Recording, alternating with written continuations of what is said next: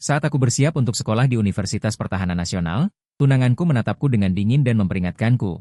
Jika aku pergi ke Universitas Jingda, aku harus mengurus akomodasi. Jangan datang menemuiku setiap hari, Jinglian Zihui akan cemburu. Aku bahkan tidak mengangkat kepalaku. Aku hanya menjawab dengan tenang. Baik, dia tidak sedikit pun curiga bahwa aku sudah mengirimkan surat sukarela. Kemudian dia melanjutkan, kita juga tidak perlu mengurus akta nikah di hari pertama sekolah. Janji masa kecil tidak bisa dianggap serius. Aku terdiam sejenak, lalu mengangguk patuh, tidak menjelaskan apapun kepada mereka.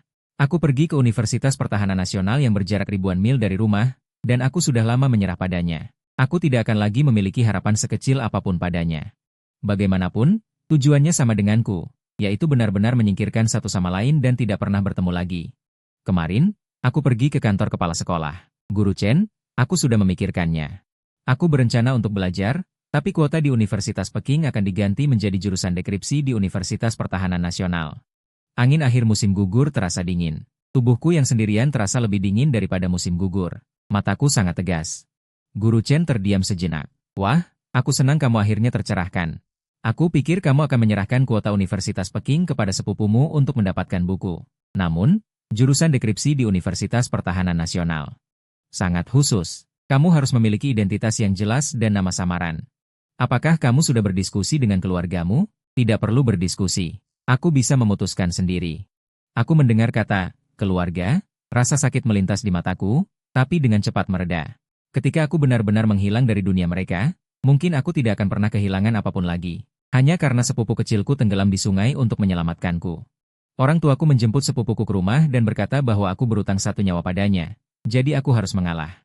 Untuk menebus rasa bersalah mereka, orang tuaku memberikan semua hal baik kepada sepupuku, bahkan tunangannya sendiri jatuh cinta pada orang lain. Kasih sayang keluarga dan cinta telah dirampok. Sekarang, untuk merebut kuota Universitas Pekingku, orang tuaku memaksaku untuk setuju. Paman Jiun bahkan mengusulkan untuk menukarnya dengan urusan pernikahan. Aku menghabiskan semalam merenung di ranjang kecil di balkon, dan akhirnya sadar. Kali ini aku tidak akan menyerah lagi, melainkan memilih untuk memutuskan hubungan dengan mereka dan tidak ingin terlibat lagi. Angin dingin bertiup. Aku berjalan di jalan yang dingin, punggungku memudar, dikelilingi oleh pekerja pabrik yang setengah mabuk. Mereka mengendarai sepeda motor besar, wajah mereka dipenuhi senyum bahagia. Dunia yang ramai dan hingar-bingar terasa asing bagiku. Sebuah jeep berhenti di sampingku, menghalangi jalanku. Jendela mobil diturunkan, memperlihatkan senyum dingin. Paman Jiun tampak tidak sabar. Sudahkah kamu menjelaskan semuanya ke sekolah? Aku terdiam. Tentu saja aku sudah menjelaskan, tapi bukan sesuai perintah Paman Jiun untuk menyerahkan kuota Universitas Peking. Melainkan pergi ke tempat yang tidak bisa dia temukan. Tanpa menunggu jawabanku, Song Jinyan menjulurkan kepalanya dari kursi belakang. Dia menggoyangkan tumpukan barang di tangannya. Sepupu, lihat Bibi Jiun membelikanku banyak barang. Baju, sepatu, dan radio. Dia bilang kalau ke Universitas Peking, jangan sampai diremehkan. Aku menatap kalung di leher Song Jinyan, wajahku berubah drastis. Jantungku serasa tertusuk, darah mengalir ke seluruh tubuh. Itu adalah peninggalan nenek. Juga tanda ikatan cinta untuk Paman Jiun. Aku tidak menyangka Paman Jiun sangat menyayangi Song Jinyan, sampai-sampai kalung itu diberikan padanya. Paman Jiun menyadari tatapanku, ada rasa canggung di matanya, tapi segera kembali tenang. Kalau Paman Jiun suka, toh itu bukan barang berharga. Nanti setelah kita menikah, aku akan membelikanmu yang lebih baik. Hatiku terasa pahit. Kalung itu sendiri tidak berharga. Yang penting adalah cinta yang diwakilinya. Sayangnya, di mulut Paman Jiun, itu menjadi tidak berarti. Ya, Paman Jiun memang tidak mencintaiku. Karena itu dia tidak menghargainya. Song Jinyan mendengar soal menikah, matanya menunjukkan kecemburuan yang kuat. Ia sengaja memasang raut sedih. Paman Yun, kakak, sepupu sepertinya tidak senang. Apakah dia marah padaku karena merebut tempat di Peking University-nya? Maaf, ini salahku. Aku tidak seharusnya merebut barangnya. Aku pantas tidak disayangi. Paman Jiun tidak tahan melihat Song Jinyan sedih. Wajahnya muram seperti air, ia menatap tajam ke arahku. Nasib Song Jinyan sudah cukup sulit. Kamu punya segalanya, mengapa masih berebut dengannya? Ia menenangkan Song Jinyan. Jangan khawatir, tempat di Peking University adalah milikmu, tidak akan ada yang bisa merebutnya. Pulanglah sendiri, renungkan baik-baik. Setelah kamu berpikir matang, baru minta maaf pada Jinyan.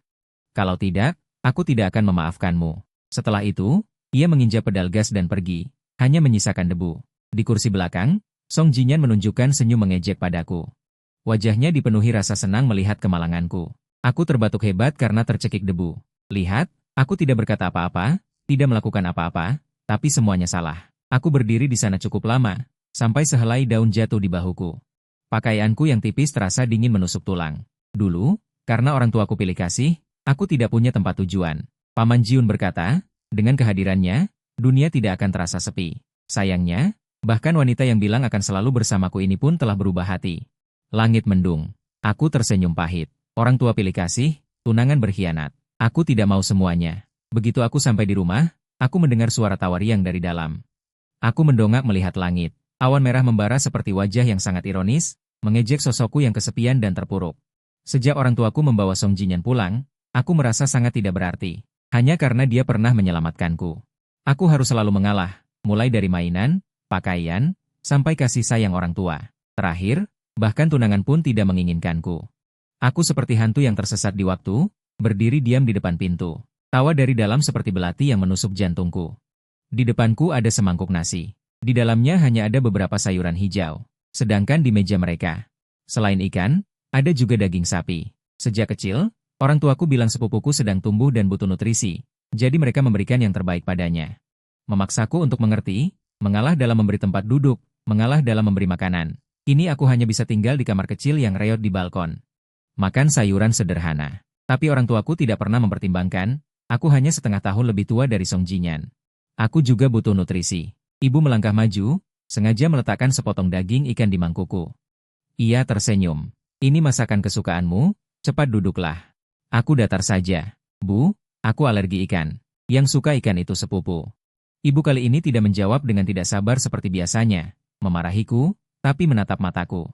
Sulit sekali bagimu menunjukkan wajah memelas. Apa kau sudah bicara dengan sekolah? Berikan saja jatah Universitas Peking untuk sepupumu. Nilaimu bagus, coba lagi tahun depan. Aku tak bisa berkata apa-apa. Ibuku pucat pasi. Ayahku berkata dengan tegas, bagaimana bisa kau tidak mau? Kau berutang nyawa pada sepupumu. Melepaskan jatah Universitas Peking bukan masalah besar. Kau seharusnya lebih mengerti. Meskipun aku sudah mengalaminya berkali-kali, cara ibuku berpihak membuatku terluka parah. Ayahku meletakkan sumpitnya, tiba-tiba menamparku. Wajahnya marah seperti pada musuh. Bagaimana bisa aku punya anak tak tahu berterima kasih sepertimu? Jika kau tidak setuju, segera keluar dari rumah ini. Aku tidak punya anak sepertimu. Kepalaku terasa panas saat aku duduk, wajahku merah karena tamparan panjang. Menghadapi tatapan marah orang tuaku. Rasanya seperti ditusuk ribuan pisau dan tubuhku terus bergetar. Song Jinmian tampak sedih. Kalian jangan memaksa sepupuku lagi. Aku melihat pemuda itu, mungkin memang aku tidak ditakdirkan untuk sekolah. Ini bukan salah sepupuku. Salahku sendiri karena tak ada yang menyayangiku. Orang tuaku cepat-cepat menghibur. Mereka berjanji akan membiarkanku melepaskan jatah Universitas Peking dan akan membelikannya banyak hadiah. Song Jinmian akhirnya tersenyum.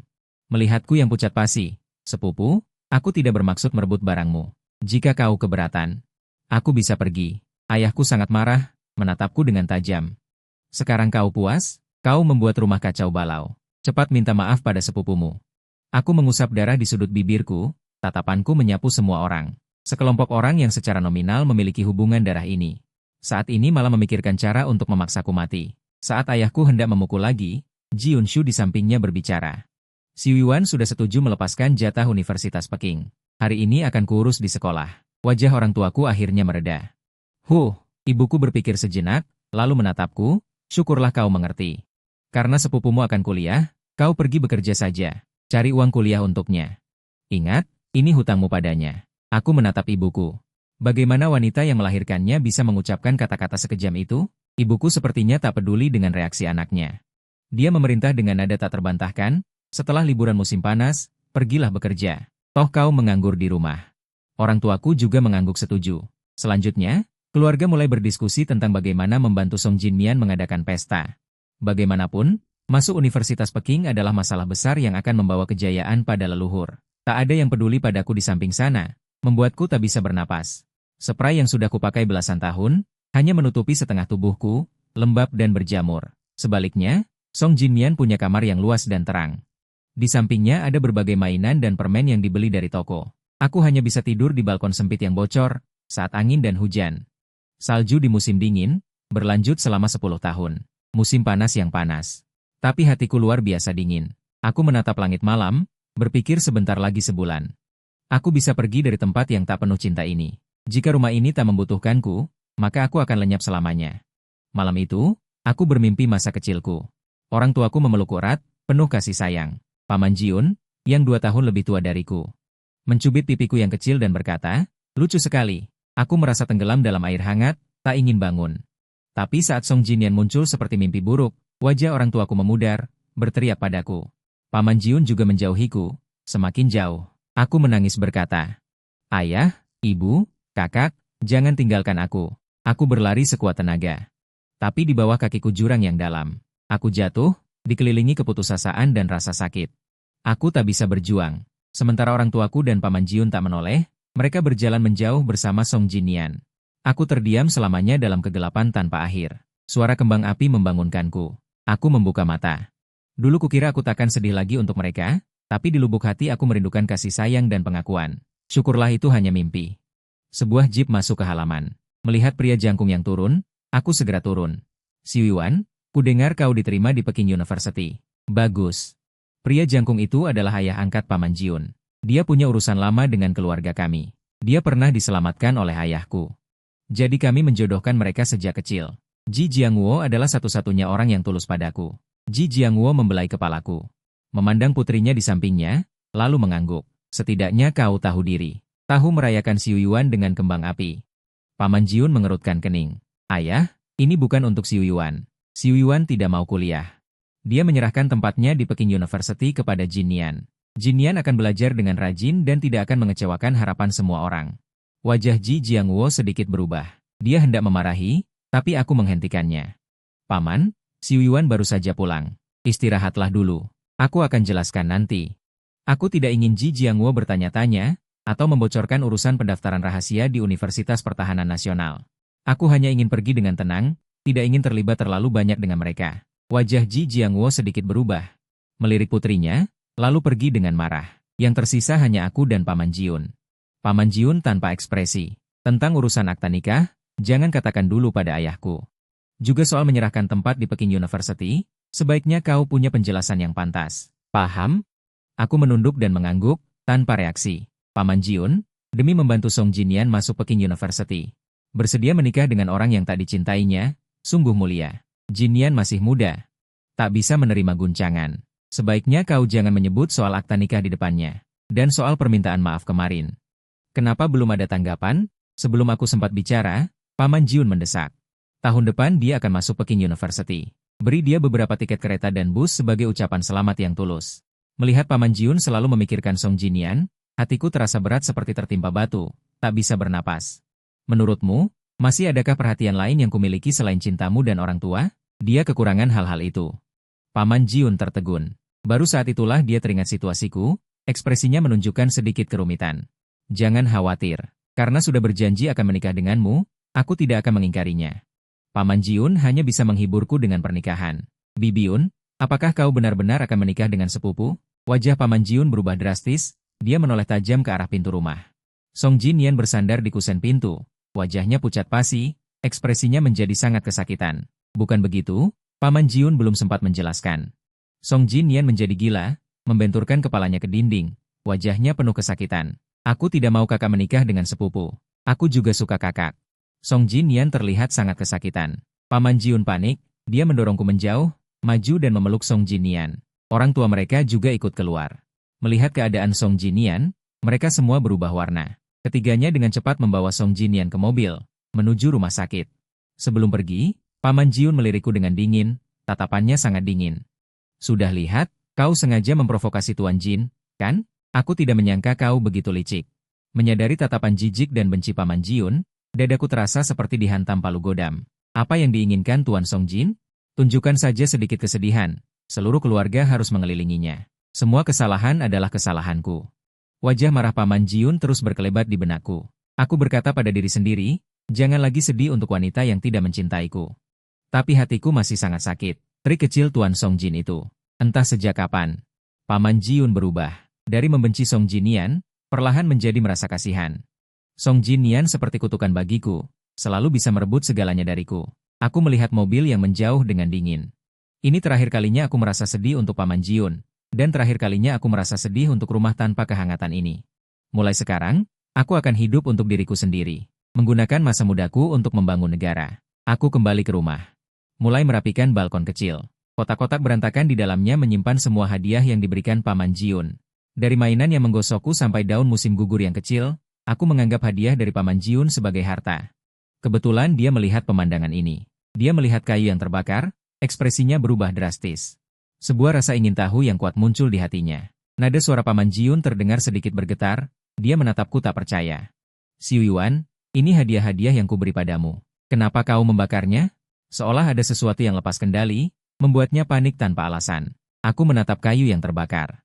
Sampai menjadi tumpukan abu, aku perlahan menoleh, menatapnya dengan tatapan yang sangat tenang. Pada saat itu, Paman Jiun merasa orang di depannya akan pergi. Aku menarik napas dalam-dalam. Pada saat hadiah itu menjadi abu, keteguhan hati tertentu dalam diriku telah hilang. Tidak lagi memusingkan siapa yang lebih disukai orang tua. Tidak lagi sakit hati karena siapa yang diperhatikan Paman Jiun. Semuanya tidak ada hubungannya denganku. Aku akan berjalan di jalanku sendiri. Hadiahnya sudah berjamur, jadi kubakar saja. Secara naluriah aku ingin berbicara jujur dengan Paman Jiun, memberitahunya bahwa aku tidak mencintainya. Tapi teringat masih ada 20 hari lagi sebelum itu menghilang. Jadi aku harus menahan diri. Paman Jiun mengangguk dengan beban berat. Bakar saja juga tidak apa-apa. Lagi pula itu bukan barang berharga. Aku bisa membelinya lagi setelah kita menikah. Aku tersenyum, berpikir, kita tidak akan menikah, dan tidak akan ada masa depan. Paman Jiun, coba pikirkan baik-baik. Selain diriku, aku tidak punya pilihan lain. Tidak mungkin pergi. Kekhawatiran barusan pasti berlebihan. Paman Jiun kembali bersikap angkuh. Yo Liu Mei, ekspresinya tidak senang. Jangan selalu memasang wajah cemberut. Kehilangan orang tua bertahun-tahun, mengalami depresi, tidak boleh distimulasi lagi. Kamu punya segalanya, tidak perlu bersaing. Aku menyusul. Dengan sedikit ejekan di baliknya, kalau begitu katakan padaku, apa yang aku punya? Kasih sayang orang tua. Perhatian tunangan, bahkan tidak punya pakaian yang layak. Song Jinyan merebut segalanya yang seharusnya menjadi milikku. Apalagi yang harus kuberi? Paman Jiun tidak tahan melihatku mengeluh, menjadi tidak sabar. Bukankah kamu punya orang tua? Dan aku, Jinyan sekarang sangat menderita di rumah sakit. Pergilah meminta maaf. Kukira aku salah dengar. Depresi Song Jinyan jelas-jelas pura-pura. Tapi mereka semua berpura-pura tidak melihat. Aku merasakan sedikit ketidakpedulian. Dia ditemani oleh orang tua dan aku di sisinya. Dan perawatanmu. Ada juga banyak staf medis di sekitarnya. Menurutmu aku perlu pergi?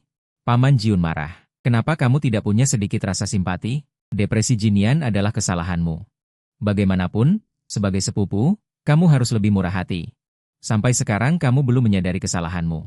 Sepertinya aku terlalu memanjakanmu, Ye Xiu Yuan. Jangan bilang aku tidak memberimu kesempatan. Jika kamu tidak pergi ke rumah sakit, kita tunda urusan pernikahan kita. Setelah mengatakan itu, dia pergi dengan marah, seolah mengancamku dengan pernikahan untuk membuatku patuh tanpa syarat. Aku tidak mempedulikannya. Aku melihat mobil itu pergi, ekspresiku sangat tenang. Ketika aku kembali ke rumah, aku ingin berkemas dan pergi, tetapi aku menyadari bahwa rumah yang besar ini tidak ada barang berharga yang bisa dibawa. Menjelang malam, orang tuaku pulang tanpa memberikan ekspresi baik padaku. Mereka seolah menyalahkanku karena membuat Song Jinyan kesal. Ibu yang datang ke arahku dengan wajah serius, Xiu Yuan, kau berikan Jiun padanya. Jinyan juga menyukainya. Dia mengancam akan bunuh diri di rumah sakit. Sebagai sepupu, kau seharusnya lebih berlapang dada. Bu, aku anak kandungmu. Kau selalu menyuruhku mengalah pada Song Jinyan. Aku sudah setuju. Bukankah selama ini aku sudah cukup mengalah? Setiap barang baru di rumah, daging di meja makan, baju baru untuk tahun baru. Kamarku, bahkan tidak memberikannya padaku. Aku tidak akan pergi ke universitas. Sekarang bahkan Jiun harus kuserahkan. Apa dia mau nyawaku juga? Aku harus mengeluarkannya dari dadaku. Bu, apa aku ini benar-benar anakmu? Aku tak bisa lagi menahan amarah dalam hati, melontarkan pertanyaan dari lubuk jiwa. Sang ibu tiri menampar wajahku. Ekspresinya penuh kekecewaan. Dia sepupumu. Karena kamu, aku kehilangan ayah. Bukankah yang kamu miliki sudah tidak sedikit lagi? Ayahmu benar. Kau memang tidak tahu berterima kasih. Kali ini, kau harus memberikannya, atau kau bukan anakku. Ibu Ye melontarkan kata-kata kejam itu lalu berbalik pergi. Aku bersandar di kusen pintu. Matahari terbenam di atas kepala bagai wajah yang mengejek tanpa perasaan, menjadikanku lelucon terbesar. Di mata mereka, aku tadinya sangat bahagia. Tak lama kemudian, Paman Jiun kembali ke halaman. Langsung pada intinya. Ye Xiu Yuan, bagaimana keadaan mentalmu beberapa tahun ini? Penerbitan akta nikah kita ditunda. Dia tidak sedang bernegosiasi, tapi memerintah. Syukurlah kekecewaan yang terakumulasi sudah tidak menyakitiku lagi. Aku menarik wajahku yang pucat, setiap kata terucap dengan sangat serius. Baiklah, Paman Jiun, kau pasti tidak menyangka aku tidak menolak, malah dengan senang hati menyanggupinya. Seketika, dia tidak tahu harus berkata apa, terdiam di tempat untuk waktu yang lama. Aku tidak memandang Paman Jiun. Pandanganku tertuju pada pohon di luar halaman. Teringat saat usiaku 11 tahun, aku dikirim ke sana. Orang tuaku memukulku sampai babak belur. Aku buru-buru menutup pintu. Saat aku merasa sendirian dan putus asa, aku berjongkok di bawah pohon sambil menangis. Paman Jiun mendatangiku, mengulurkan tangannya. Dia tersenyum lembut. Ayo pulang bersamaku. Saat itu, dia bagai secercah cahaya, menerangi hidupku yang gelap. Sejak saat itu, hidupku punya sandaran dan harapan. Paman Jiun berharap aku masuk Universitas Peking untuk mewujudkan impianku. Maka, ketika ujian masuk perguruan tinggi dipulihkan pada tahun 78, aku belajar dengan giat. Akhirnya, aku mendapatkan kuota Universitas Peking. Tadinya kupikir aku bisa terus mengikuti jejak Paman Jiun dan selalu bersamanya. Kini kulihat, semua itu bagai ilusi. Paman Jiun yang ada di depanku telah berubah total. Dia memaksaku untuk berkompromi. Demi bisa masuk Universitas Peking tahun depan, aku harus menikahi pria yang tidak kucintai. Benar-benar cinta yang agung. Ketika Paman Jiun bilang penundaan penerbitan akta nikah, hatiku merasa tenang. Aku tidak lagi punya harapan padanya. Sekarang dia bilang ditunda, selanjutnya dia akan melanggar janji. Saat itu, aku akan kehilangan kesempatan kuliah. Paman Jiun juga tidak akan menikahiku. Itu pasti.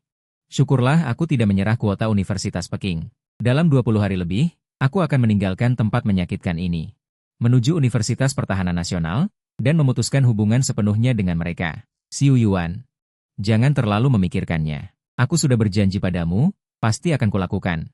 Hanya saja, keadaan mental Jin yang tidak stabil, jadi aku tidak ingin membuatnya tertekan. Paman Jiun melihatku tidak marah atau ribut, dan bersikap tenang, membuatnya panik. Jadi, dia tidak bisa menahan diri untuk menjelaskan. Aku menarik pandanganku dari pohon. Tiba-tiba aku bertanya, Kak, apa kau masih ingat saat usiamu 11 tahun?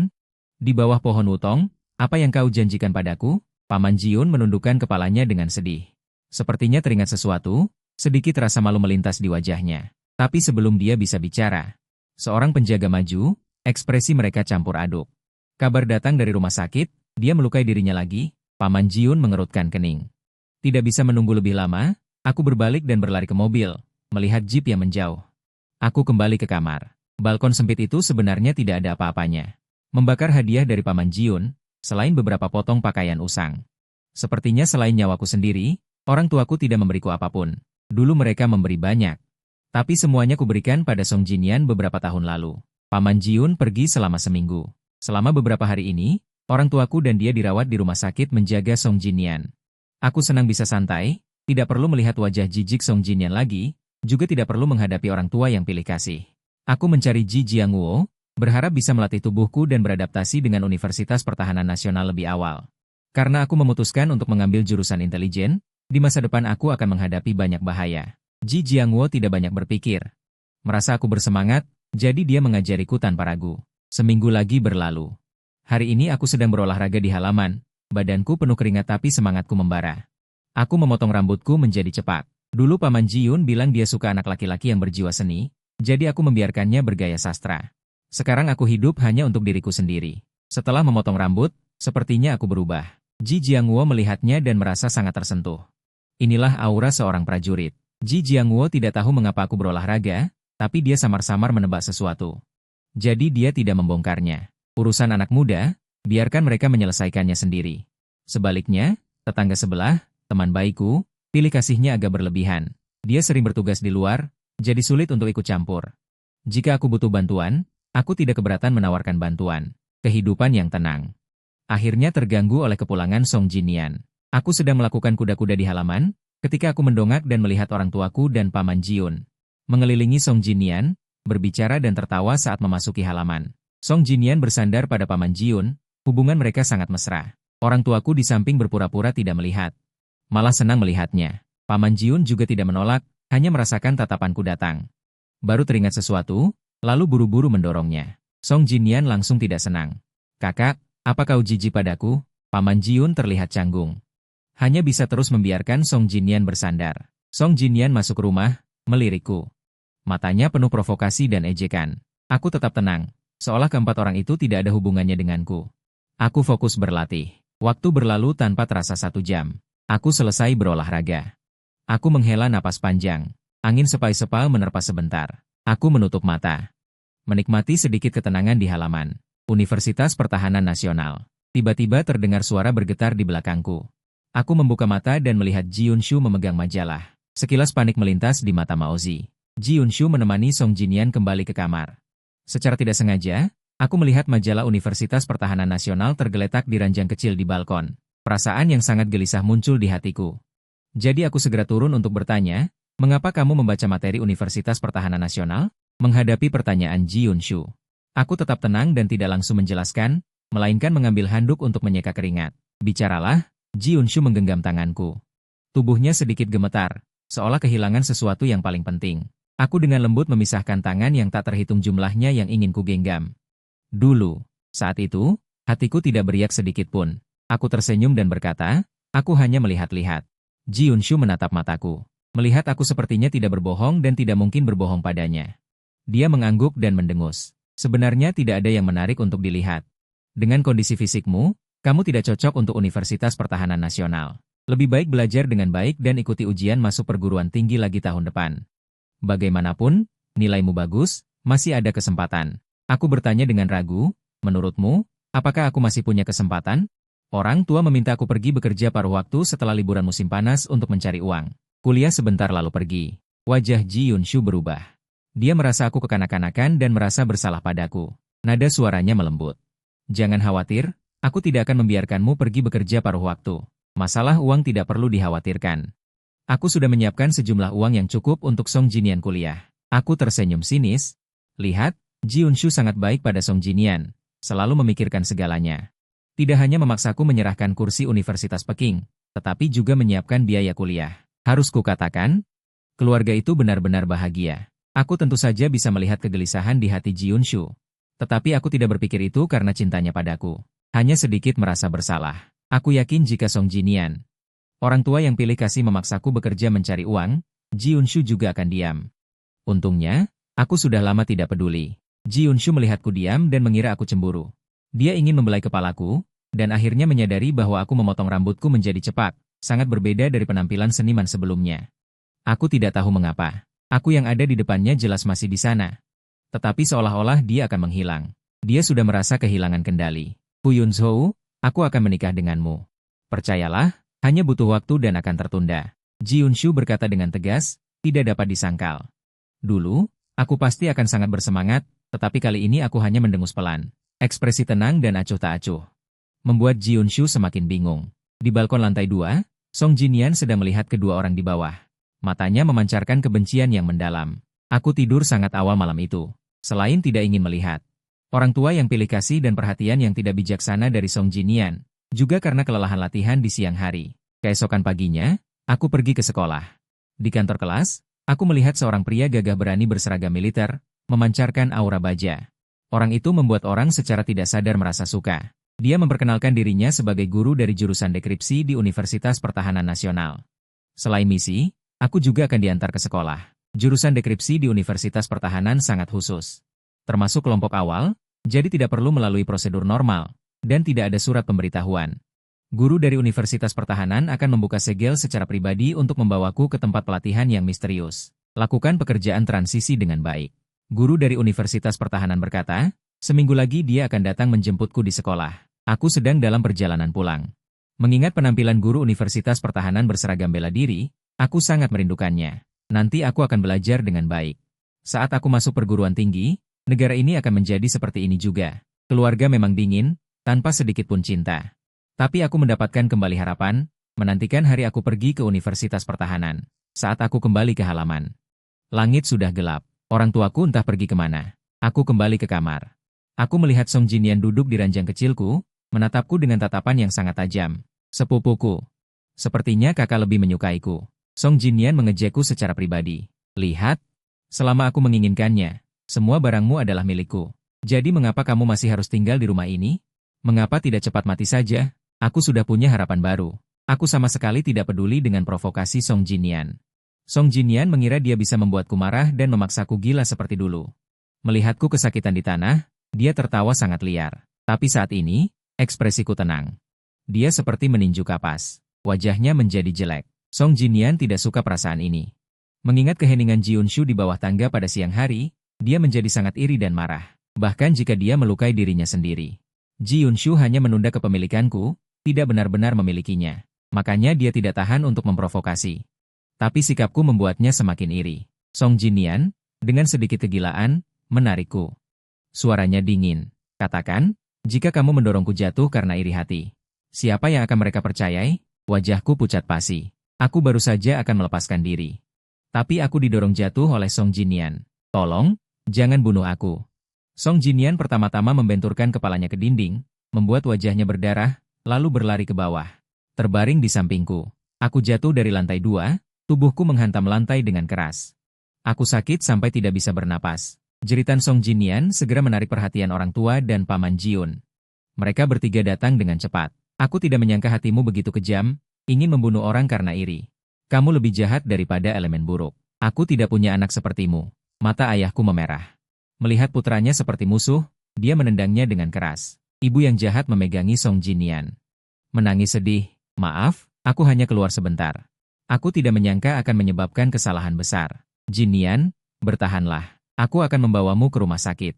Wajah Song Jinyan berdarah, terlihat serius. Sebenarnya itu hanya luka luar.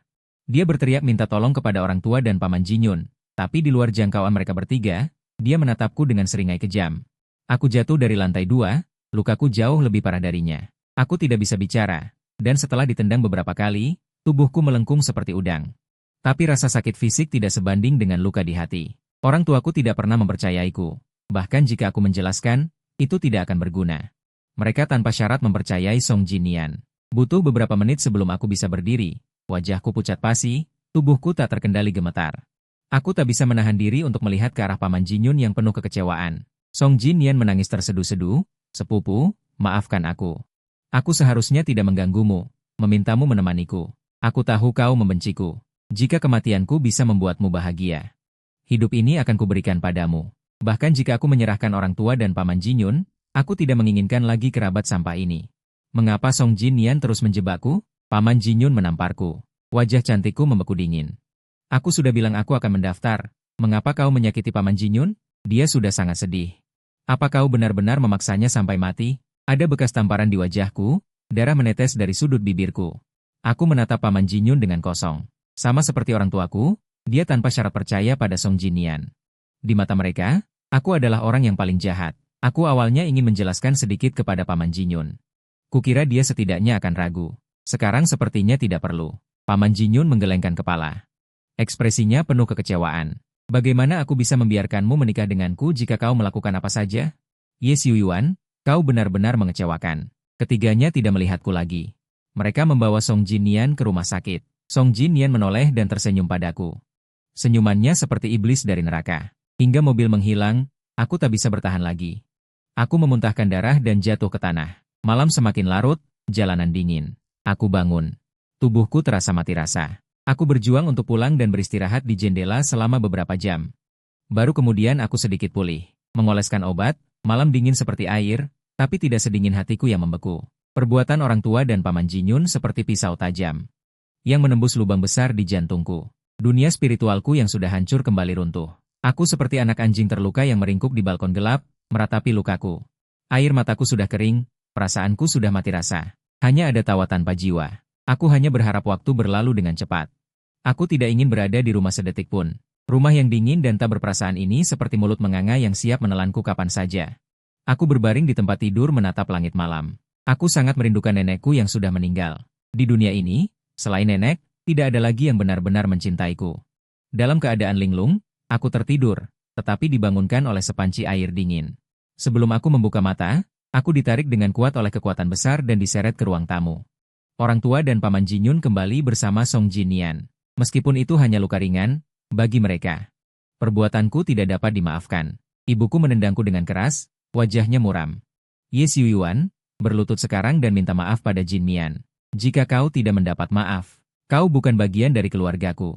Rumah yang dingin, keluarga yang tak berperasaan. Hatiku yang terluka parah kembali hancur. Aku menyapu pandanganku ke arah semua orang. Wajah orang tuaku yang penuh kebencian. Tatapan kecewa Paman Jiun, dan senyum bangga Paman Song Jinwei yang tak bisa disembunyikan. Orang-orang yang seharusnya paling dekat denganku malah menyakitiku berkali-kali, ini lebih mengerikan daripada musuh. Padahal Paman Song Jinwei yang menjebakku. Tapi aku dipaksa berlutut dan meminta maaf. Dulu, demi mempertahankan hubungan keluarga. Ingin mendapatkan pengakuan, aku akan berkompromi. Tapi sekarang, aku sangat membenci identitasku. Mengapa aku harus terlahir di keluarga berdarah dingin seperti ini? Ye Fu melihatku tidak patuh, wajahnya memburuk. Dia menendangku, berteriak, "Kamu pikir kamu tidak salah?" Aku jatuh tersungkur, membuat Paman Jiun semakin muram. Dia ingin maju membantu, tapi teringat perbuatanku, hukuman ini pun ada gunanya. Dia menahan Ye Fu, menggelengkan kepala. Ye Fu akhirnya berhenti. Mataku berkedip, kupikir Paman Jiun akan membantuku. Tapi kata-kata selanjutnya membuatku ingin berteriak. Paman Jiun mengerutkan kening, "Melihatmu sekarang. Kau tidak pantas menikah denganku. Jika bukan karena Song Jin Yan selamat, kau mungkin sudah mati. Sebagai hukuman, pernikahan kita ditunda. Untuk menebus Song Jin Yan, aku akan menikah dengannya dulu." Aku menatap Paman Jiun tak percaya. Ini hukuman macam apa? Paman Jiun merasakan tatapanku yang sarkastik, merasa sedikit bersalah. Dia berpikir keras. Ini bukan pernikahan sungguhan. Aku hanya ingin menebus Song Jin Yan. Orang tua dan Paman Jiun menatapku. Mereka berdiri di depan Song Jin Yan, mencegahku melukai orang karena marah. Sayangnya mereka kecewa. Aku tidak marah atau menghalangi, malah tersenyum lebar. Aku memuntahkan darah. Sambil menyeringai, "Selamat kalau begitu, sepupu ipar dan sepupu ipar." Sudah selesai, kalau tidak ada apa-apa, aku pergi istirahat dulu. Dengan langkah berat, aku hampir terseret ke balkon. Aku tak ingin melihat mereka lagi. Song Jin Yan pura-pura bersedih, "Kakak ipar, aku akan menikah dengan kakakmu. Kau pasti akan datang kan? Meskipun hanya formalitas, aku sudah senang. Aku harap kau memberiku restu." Nenek mendengus, "Tenang saja. Kalau dia tidak mau datang, aku akan menyeretnya." Apa dia pikir melakukan kesalahan tidak perlu dibayar? Nenek memanjakan anaknya yang beruntung. "Kalau kau tidak datang, keluar saja dari rumah ini." Song Jin Yan bertanya-tanya mengapa dia tidak melihatku menunjukkan kecemburuan seperti biasanya. Sebuah firasat buruk muncul dalam dirinya. Dia tidak akan benar-benar menikah dengan Song Jin Yan, hanya formalitas. Dalam benaknya, aku kehilangan akal karena cemburu. Aku tidak boleh membuat kesalahan lagi. Kalau aku bisa belajar dari kesalahan kali ini, mungkin masih ada harapan. Setelah pernikahan selesai, kita bicara baik-baik lagi. Tapi panggilan, adik ipar, dan senyum di wajahnya. Seperti duri menusuk jantungku. Kenapa aku merasa begini? Setelah itu, ketiganya tidak memedulikan aku lagi. Mereka tidak peduli apakah aku mati terjatuh dari lantai atas, atau apakah aku akan kabur. Di hati mereka, aku sangat peduli dengan keluarga ini, dan sangat menyayangi Paman Jinyun. Dunia ini begitu luas, aku tidak punya tempat untuk berlindung. Selama 3 hari berikutnya, aku memang tidak membuat masalah. Tetapi tinggal di rumah untuk memulihkan luka. Orang tua dan Paman Jinyun sibuk mempersiapkan pernikahan. Tempat pernikahan di restoran milik negara.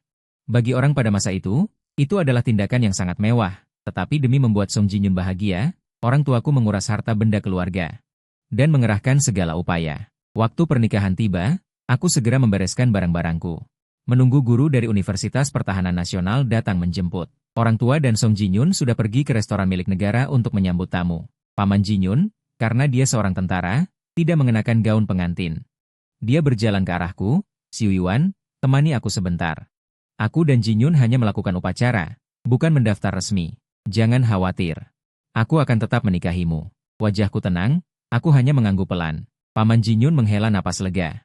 Aku benar-benar takut aku akan membuat keributan di pernikahan hari ini. Tapi melihatku, sepertinya aku sudah belajar. Nanti akan lebih patuh. Paman Jinyun bersikeras membawaku ke restoran Boin. Dia tidak melihat ekspresi yang diinginkannya di wajahku. Dia panik di dalam hatinya. Aku tetap tenang dalam menghadapi setiap perkataannya, seolah wanita di depanku bukan lagi tunangan yang kucintai, melainkan orang asing. Tepat ketika Paman Jinyun hendak memaksaku masuk ke mobil, seseorang menelepon. Dia bilang restoran sudah tidak sabar. Paman Jinyun akhirnya menyerah, dan berpesan aku harus hadir. Kalau tidak, kita tidak akan jadi menikah. Melihatnya pergi tergesa-gesa, aku tidak menunjukkan ekspresi apapun. Membawa tas anyaman, aku keluar dari halaman. Begitu mobil Paman Jinyun pergi, mobil guru dari Universitas Pertahanan Nasional tiba di halaman. Guru bertanya apakah aku ingin berpamitan dengan keluargaku. Aku menoleh ke halaman. Tempat yang telah menanggung 15 tahun penderitaan ini. Aku tidak ingin tinggal di sini lagi. Orang tua yang tidak adil. Tunangan yang berkhianat. Aku tidak ingin melihat mereka lagi. Tidak perlu. Aku cepat naik ke mobil. Tiba di Universitas Pertahanan Nasional, di jurusan dekripsi. Identitas asliku akan dihapus. Dan aku akan hidup dalam samaran seumur hidup. Separuh sisa hidupku, aku tidak ingin menjadi anak orang tuaku. Tidak ingin menjadi suami Paman Jinyun. Aku ingin menjadi diriku sendiri. Mengabdi pada negara seumur hidup. Mobil Universitas Pertahanan Nasional melewati restoran milik negara. Melalui jendela, aku melihat keluargaku berdiri di depan gerbang, penuh kebahagiaan. Orang tua dan Song Jinyun di wajah mereka penuh kebahagiaan. Paman Jinyun tampak bersemangat, dengan ekspresi penuh harapan. Keempat orang itu terlihat sangat serasi. Mobil perlahan menjauh. Keempat orang di restoran milik negara perlahan menghilang dari pandangan. Aku akan menjalani hidupku sendiri. Di depan pintu restoran milik negara, Paman Jinyun tiba-tiba mendongak, seolah terkejut. Mobil jeepku sudah pergi. Entah kenapa, hatiku sedikit gelisah. Orang tua pengusaha itu tertawa gembira. Dia memberitahu semua orang bahwa ada dua kabar baik. Song Jinyan tidak hanya diterima di Universitas Peking, tetapi juga menarik perhatian wanita tercantik di kompleks itu. Jin Yunshu merasa sedikit tidak nyaman. Baik kuota Universitas Peking maupun pernikahan, semua ini seharusnya menjadi milik Xiu Yuan. Dia hanya setuju dengan enggan untuk membantu perawatan Song Jinyan, tetapi mendengar nada bicara mereka, seolah-olah itu adalah hal yang sudah semestinya. Song Jinyan menempel erat pada Jin Yunshu, matanya mencari di kerumunan. Kenapa sepupuku tidak datang? Bukankah dia berjanji untuk datang memberi selamat? Atau dia marah, tidak ingin aku bahagia? Kalau tahu begini, aku seharusnya berlutut dan meminta maaf pada sepupuku. Song Jinyan mulai berpura-pura menyedihkan lagi. Ibu Ye tampak tidak senang dan mendengus. Makhluk tidak tahu berterima kasih. Aku sangat menyesal melahirkan anak ini. Dia tidak sebanding dengan Jinyan sepersepuluh pun. Ibu Ye mengangguk setuju. Xiu Yuan benar-benar tidak sopan. Dia bahkan tidak datang saat sepupunya menikah. Belum lagi dia menggertak Jinyan sebelumnya. Itu karena Jinyan berbaik hati dan tidak mempermasalahkannya. Beberapa hari lalu dia hampir membunuhnya. Sekarang dia menunjukkan wajah siapa? Aku pasti akan membereskannya setelah pulang. Orang tua Ye sepakat. Hari pernikahan besar Jinyan. Aku seharusnya punya pandangan yang lebih luas. Song Jinyan merendahkan kepalanya karena cemburu. Mungkin dia menyukai kakakku. Aku tidak pernah berpikir untuk merebut kakakmu. Aku hanya ingin memenuhi keinginan untuk menikah. Setelah pernikahan selesai, aku akan mengembalikannya padanya. Jika sepupuku marah, maka kita tidak usah menikah saja. Dia berpura-pura ragu-ragu karena tidak yakin. Hal itu kembali menyalakan tatapan orang tua Ye. Memikirkan tatapan putus asa dan menyakitkan dariku, mendengar suara sumpah serapah orang tua Ye. Song Jinyan merasa puas. Jiunshu terus menatap keluar, tetapi aku tidak kunjung datang. Dia menjadi gelisah. Alasan dia setuju mengadakan pernikahan bukanlah karena dia benar-benar ingin menikahi Song Jinyan, tetapi untuk memenuhi keinginan pihak lain. Jiunshu merasa aku tidak seharusnya sekecil itu. Dia pasti akan mengerti. Lagi pula, ini menyangkut nyawa seseorang. Tapi ekspresi wajahku terlintas di benaknya tanpa sadar. Pernikahan akan segera dimulai. Aku belum sampai. Jiunshu tidak bisa menunggu lagi dan berjalan keluar. Song Jinyan buru-buru menahannya. Apakah kamu akan meninggalkanku? Jiunshu menoleh dengan tajam.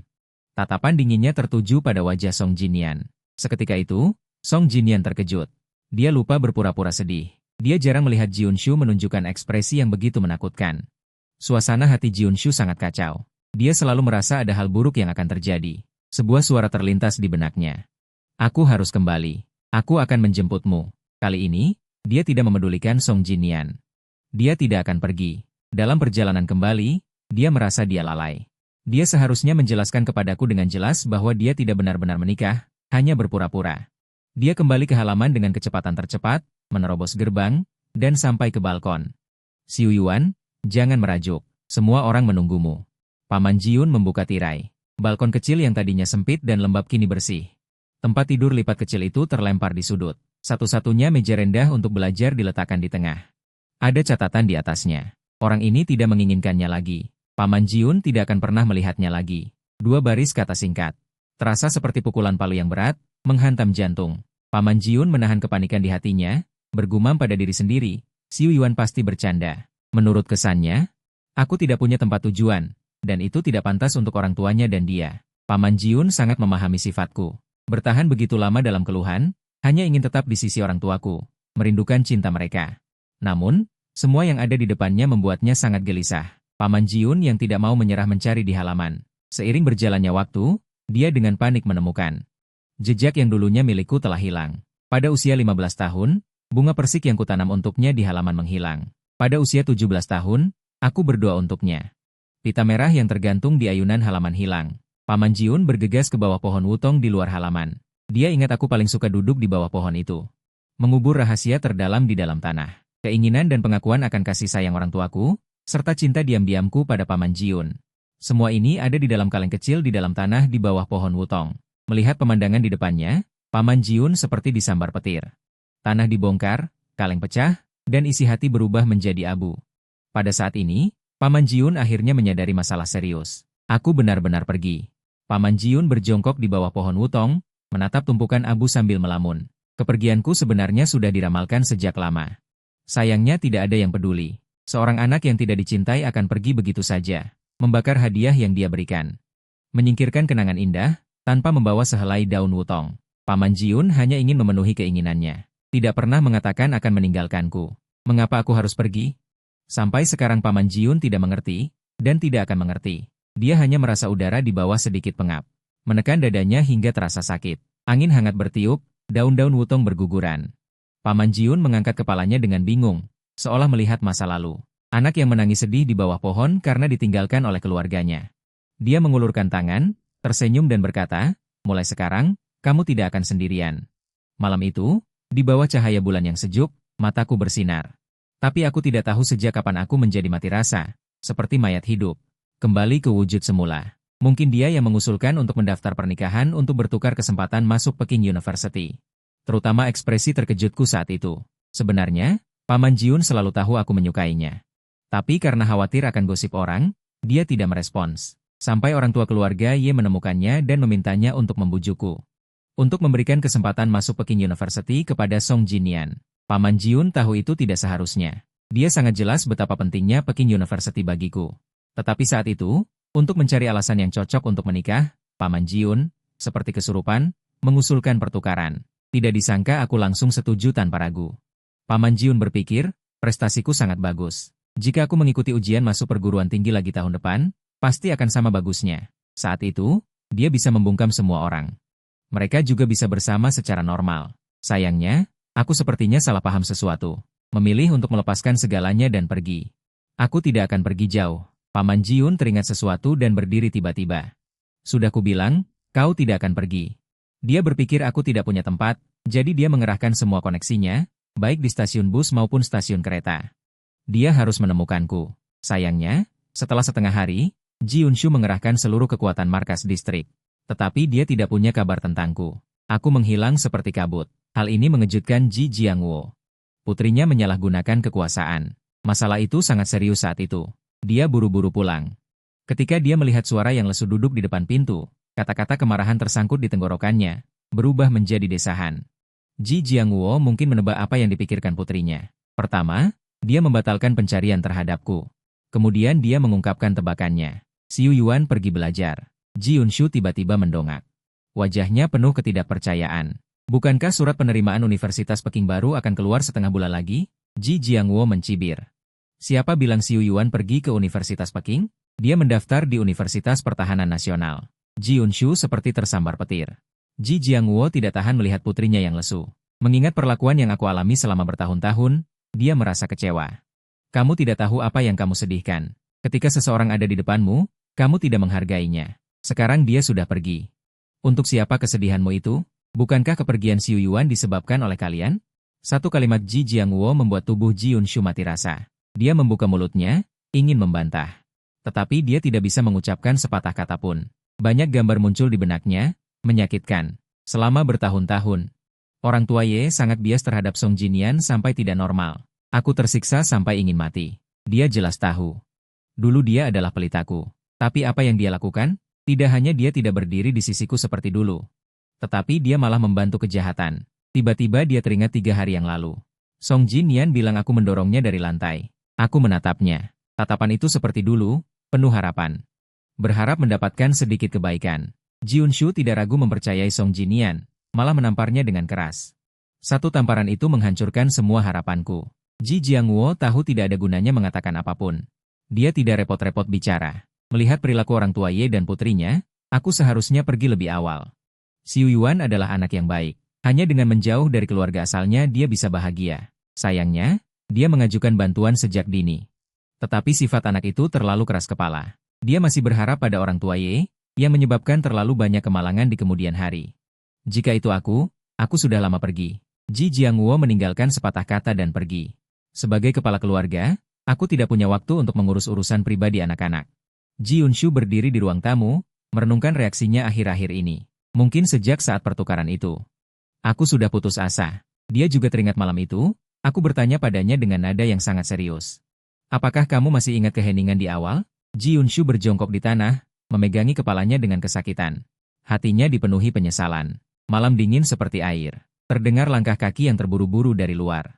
Ibu yang bergegas masuk rumah dengan ekspresi campur aduk. Yunshu, aku pikir kau tidak menginginkannya lagi beberapa tahun lalu. Di restoran dia mengamuk. Paman Jiun mendengarkan Ibu Yan yang terus mengomel, penuh kekhawatiran selama bertahun-tahun. Hatiku sangat kacau. Dia mengangkat kepala dengan tiba-tiba. Apa gunanya dia mengamuk mencariku? Di matamu hanya ada Song Jinian. Anak kandungmu pergi kemana? Tahukah kamu? Wajah Ibu Yan penuh kebingungan dan sedikit malu. Apa maksudmu? Kenapa aku tidak peduli pada Xiu Yuan? Dia anak kandungku. Paman Jiun menatap Ibu Ye. Dia ingin melihat sedikit kepedulian dari matanya, tapi sayang tidak ada. Ibu Ye selalu tidak sabar padaku dari awal sampai akhir. Paman Jiun sangat kecewa. Dia melihat keluar jendela, rintik hujan tipis. Xiu Yuan pergi sekolah. Dia tidak akan pernah kembali. Wajah Ibu Ye berubah drastis, dia menarik tangan Paman Jiun. Matanya berkedip penuh amarah. Sekolah apa? Bukankah dia berjanji akan memberikan kuota Peking University pada Jinian? Tidak, surat panggilan Peking University baru akan tiba setengah bulan lagi. Anak ini tidak pernah belajar dengan baik sejak kecil. Dia suka menipu. Aku akan mengajarinya dengan baik saat dia pulang. Paman Jiun merasa sedih untukku. Orang itu sudah pergi, tapi ibu kandungnya masih menyalahkannya.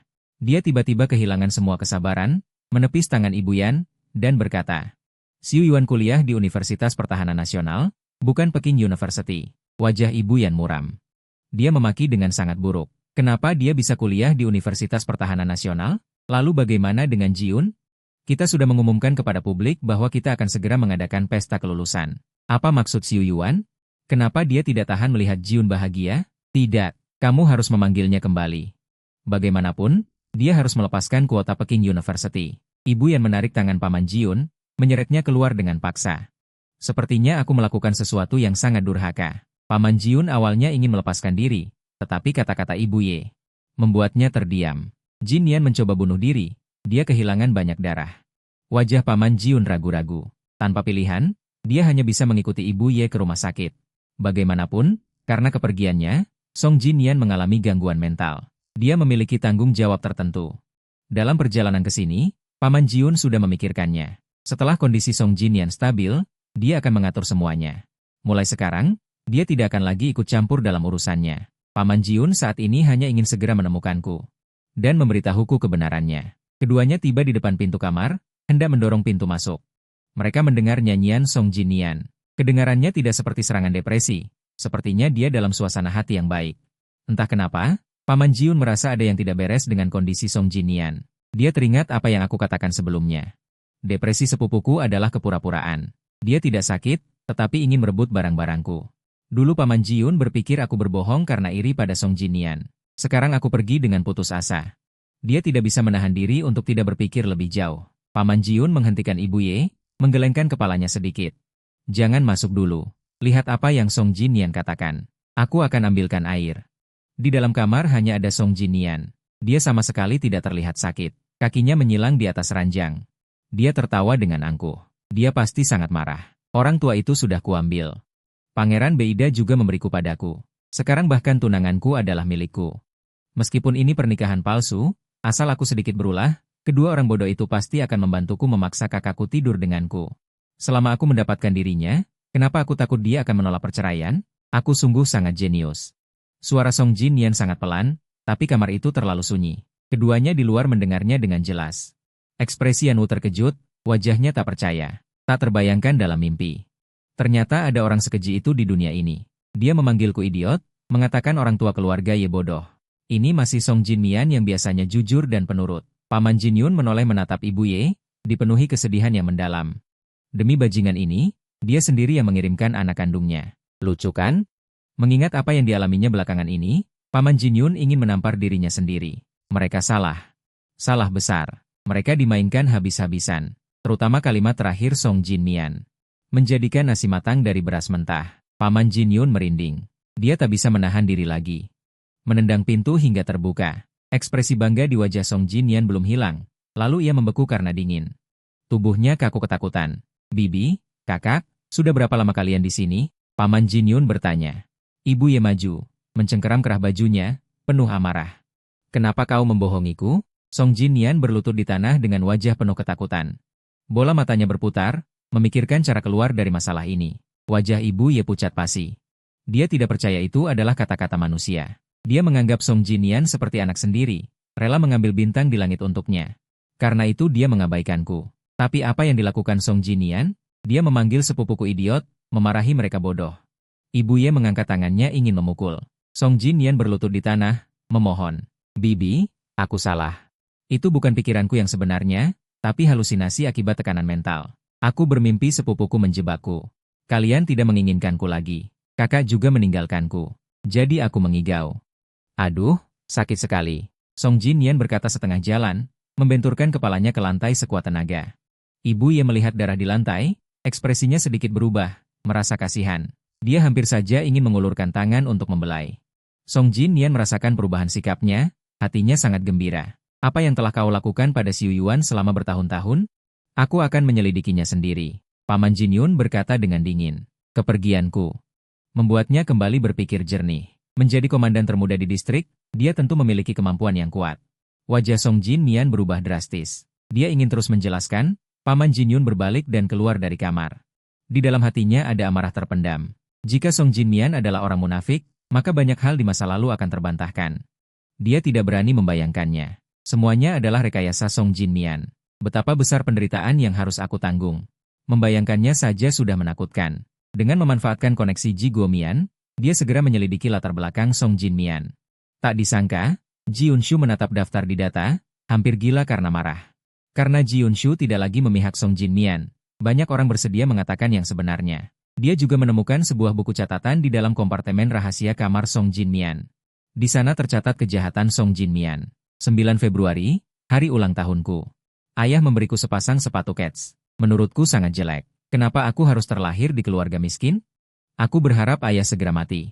12 Maret, ayah akhirnya meninggal. Dia juga menyelamatkan Ye Xiuyuan. Tapi kenapa bukan menyelamatkan Ji Yunshu? Dengan begitu aku bisa masuk ke Jijia dengan menggunakan jasa penyelamatan itu. Namun keluarga Ye juga tidak apa-apa. Sebagai anak tiri di keluarga Ye, hal pertama yang harus kulakukan adalah memaksa Ye Xiuyuan mati. Dengan keberadaannya, aku sengaja mendorongnya dari tangga. Tak disangka anak itu selamat. Dia tidak cacat, tapi tidak apa-apa, aku juga jadi bisa menikah dengan Ji Yunshu. Tangan Ji Yunshu yang memegang buku catatan gemetar. Api kemarahan membakar dadanya, ingin mencabik-cabik Song Jinmian. Ternyata apa yang kukatakan benar. Ternyata aku menderita begitu banyak kesedihan. Aku ingat waktu berumur 11 tahun. Ji Yunshu tidak tahan melihat orang tua Ye yang memihak, jadi dia membawaku pulang.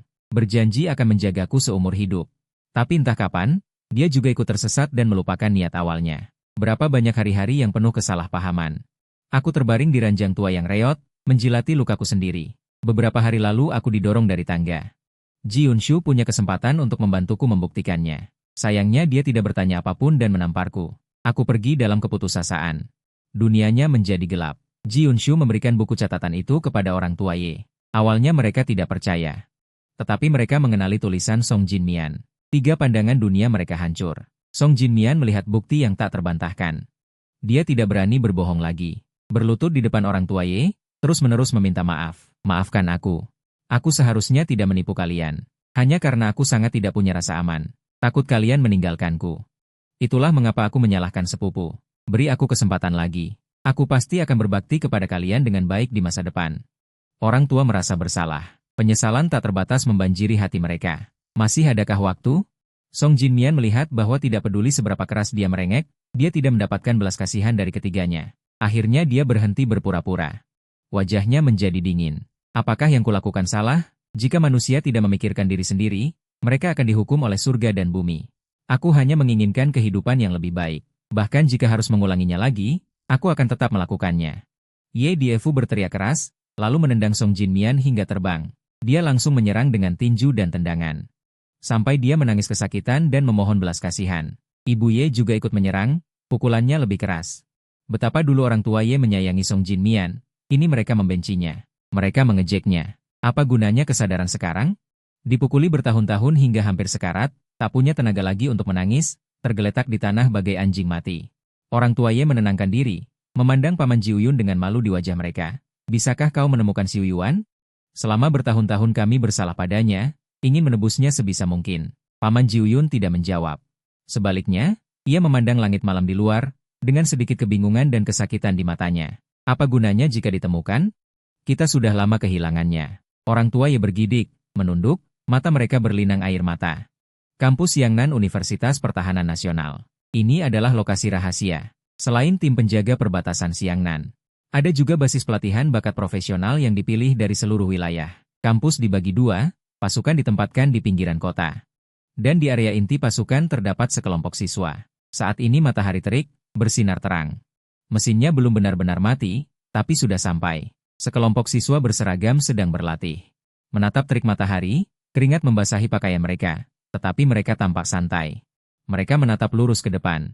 Sebagai mahasiswa jurusan dekripsi di Universitas Pertahanan Nasional, selain mempelajari algoritma dekripsi, mereka juga harus melatih fisik. Sudah setengah bulan sejak masuk. Berkat metode latihan yang diajarkan oleh para instruktur, tubuh yang tidak terlalu kuat bisa bertahan sampai sekarang. Kondisi sekolah di sini jauh lebih baik daripada di luar, meskipun tahun 1983. Kondisi sekolah di negara ini tidak begitu baik. Dulu makan daging di rumah adalah sebuah kemewahan, apalagi orang tua memberikan semua yang terbaik. Hanya untukmu, aku hanya bisa makan daun sayuran dan tidur di balkon yang lembab. Namun, datang ke sekolah, karena nutrisi yang cukup, aku mulai tumbuh tinggi. Aku terlihat sangat bersemangat, mata berbinar penuh energi, berbeda dengan pemuda yang dulu lesu. Dan hampir tumbang karena kesedihan. Kini aku memancarkan aura yang berbeda. Saat aku pertama kali melihat petugas penerimaan di Universitas Pertahanan Nasional, aku sudah terkesan dengan sikap mereka. Kini kupikir tempat ini membentuk orang. Di sekelilingku ada para perwira dan prajurit berjiwa besar. Mana mungkin aku masih punya pikiran untuk urusan pribadi? Pelatihan militer akan berlangsung selama 3 bulan, aku perlahan beradaptasi dengan ritme universitas. Siang hari aku mengikuti latihan fisik, malam hari aku pergi ke perpustakaan untuk membaca. Aku kuliah di jurusan dekripsi. Di masa depan aku akan menghadapi situasi yang sangat sulit, dan tidak boleh membocorkan identitas. Menjadi orang yang benar-benar tak terlihat.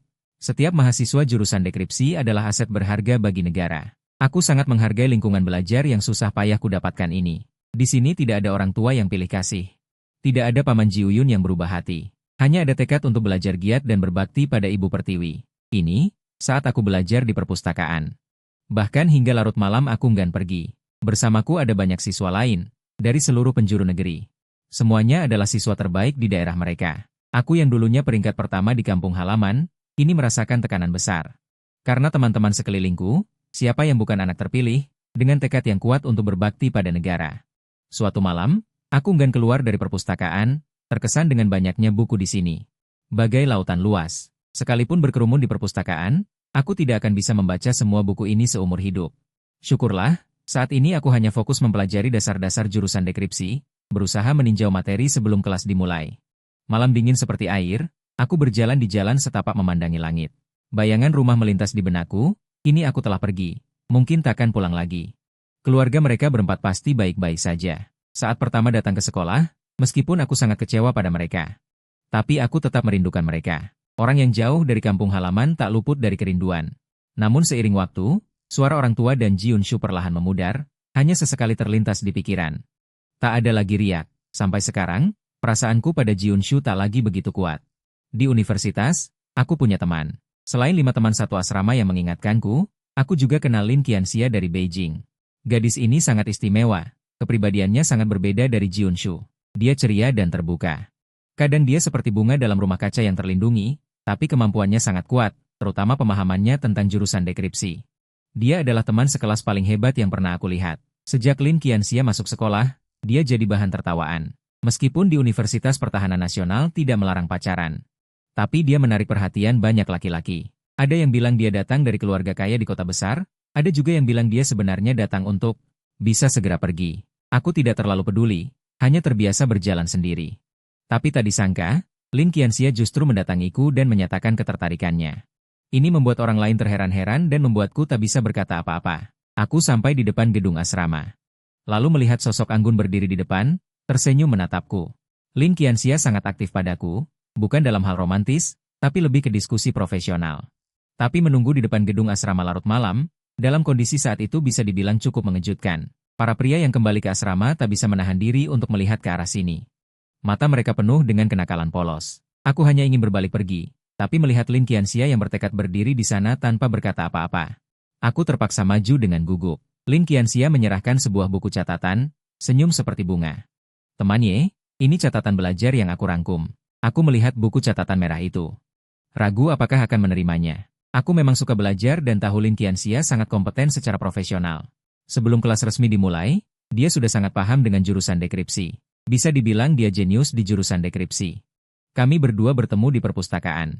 Saat teman-teman lain masih asyik berjalan-jalan di kampus dengan gembira, aku suka membaca. Duduk di sudut membaca buku. Alasan aku bisa masuk Peking University, selain karena aku pintar. Juga ada seorang guru yang baik. Tentang guru itu, aku tak pernah cerita pada keluarga. Bahkan Ji Yunshu pun tidak, hanya karena latar belakang guru itu buruk, pernah ditahan di kamp peternakan saat revolusi kebudayaan. Jadi orang memanggilnya Tuan Kamp Peternakan. Tuan Kamp Peternakan tahu segalanya dari langit hingga bumi, sangat berpengetahuan luas. Tapi ini adalah dosa asal, menyebabkan dia dicap sebagai kaum borjuis hitam. Saat Tuan Kamp Peternakan sakit parah dan tak ada yang menolong. Pada usia 11 tahun, aku juga diusir dari rumah karena dijebak Song Jinian. Satu besar dan satu kecil, kami bertemu di kuil bobrok. Aku menggunakan tubuh kecilku, sesuai perintah Tuan Kamp Peternakan, untuk pergi ke belakang gunung mencari dan mengumpulkan ramuan obat. Beberapa kali aku hampir mati, tapi Pak Sapi tetap hidup karenanya. Sejak saat itu, aku suka mencarinya di kuil tua. Lama-kelamaan, Pak Sapi menganggapku sebagai murid terakhirnya. Dia memberitahuku untuk mengubah nasib, belajar dengan giat. Dia tahu lebih banyak daripada guru SMA. Lebih mendalam, jadi tingkat pendidikannya lebih tinggi. Di bawah bimbingan Pak Sapi, aku perlahan menjadi anak yang mandiri dan suka belajar. Meskipun di rumah aku mengalami perlakuan yang sangat tidak adil. Aku tetap mempertahankan hati yang baik dan keyakinan untuk mengabdi pada negara. Inilah alasan utama aku tidak jatuh. Alasan aku masih bisa bertahan sampai sekarang. Pak Sapi telah mengalami banyak penderitaan, dan fisiknya mengajariku sebuah prinsip, tidak ada kesulitan yang bisa mengalahkannya. Sayangnya, Pak Sapi meninggal setelah ujian masuk perguruan tinggi. Dia meninggal di malam hujan. Aku tadinya ingin memberitahunya kabar baik bahwa aku diterima di Universitas Peking. Saat aku masuk kuil tua, aku hanya melihat tubuhnya yang lesu.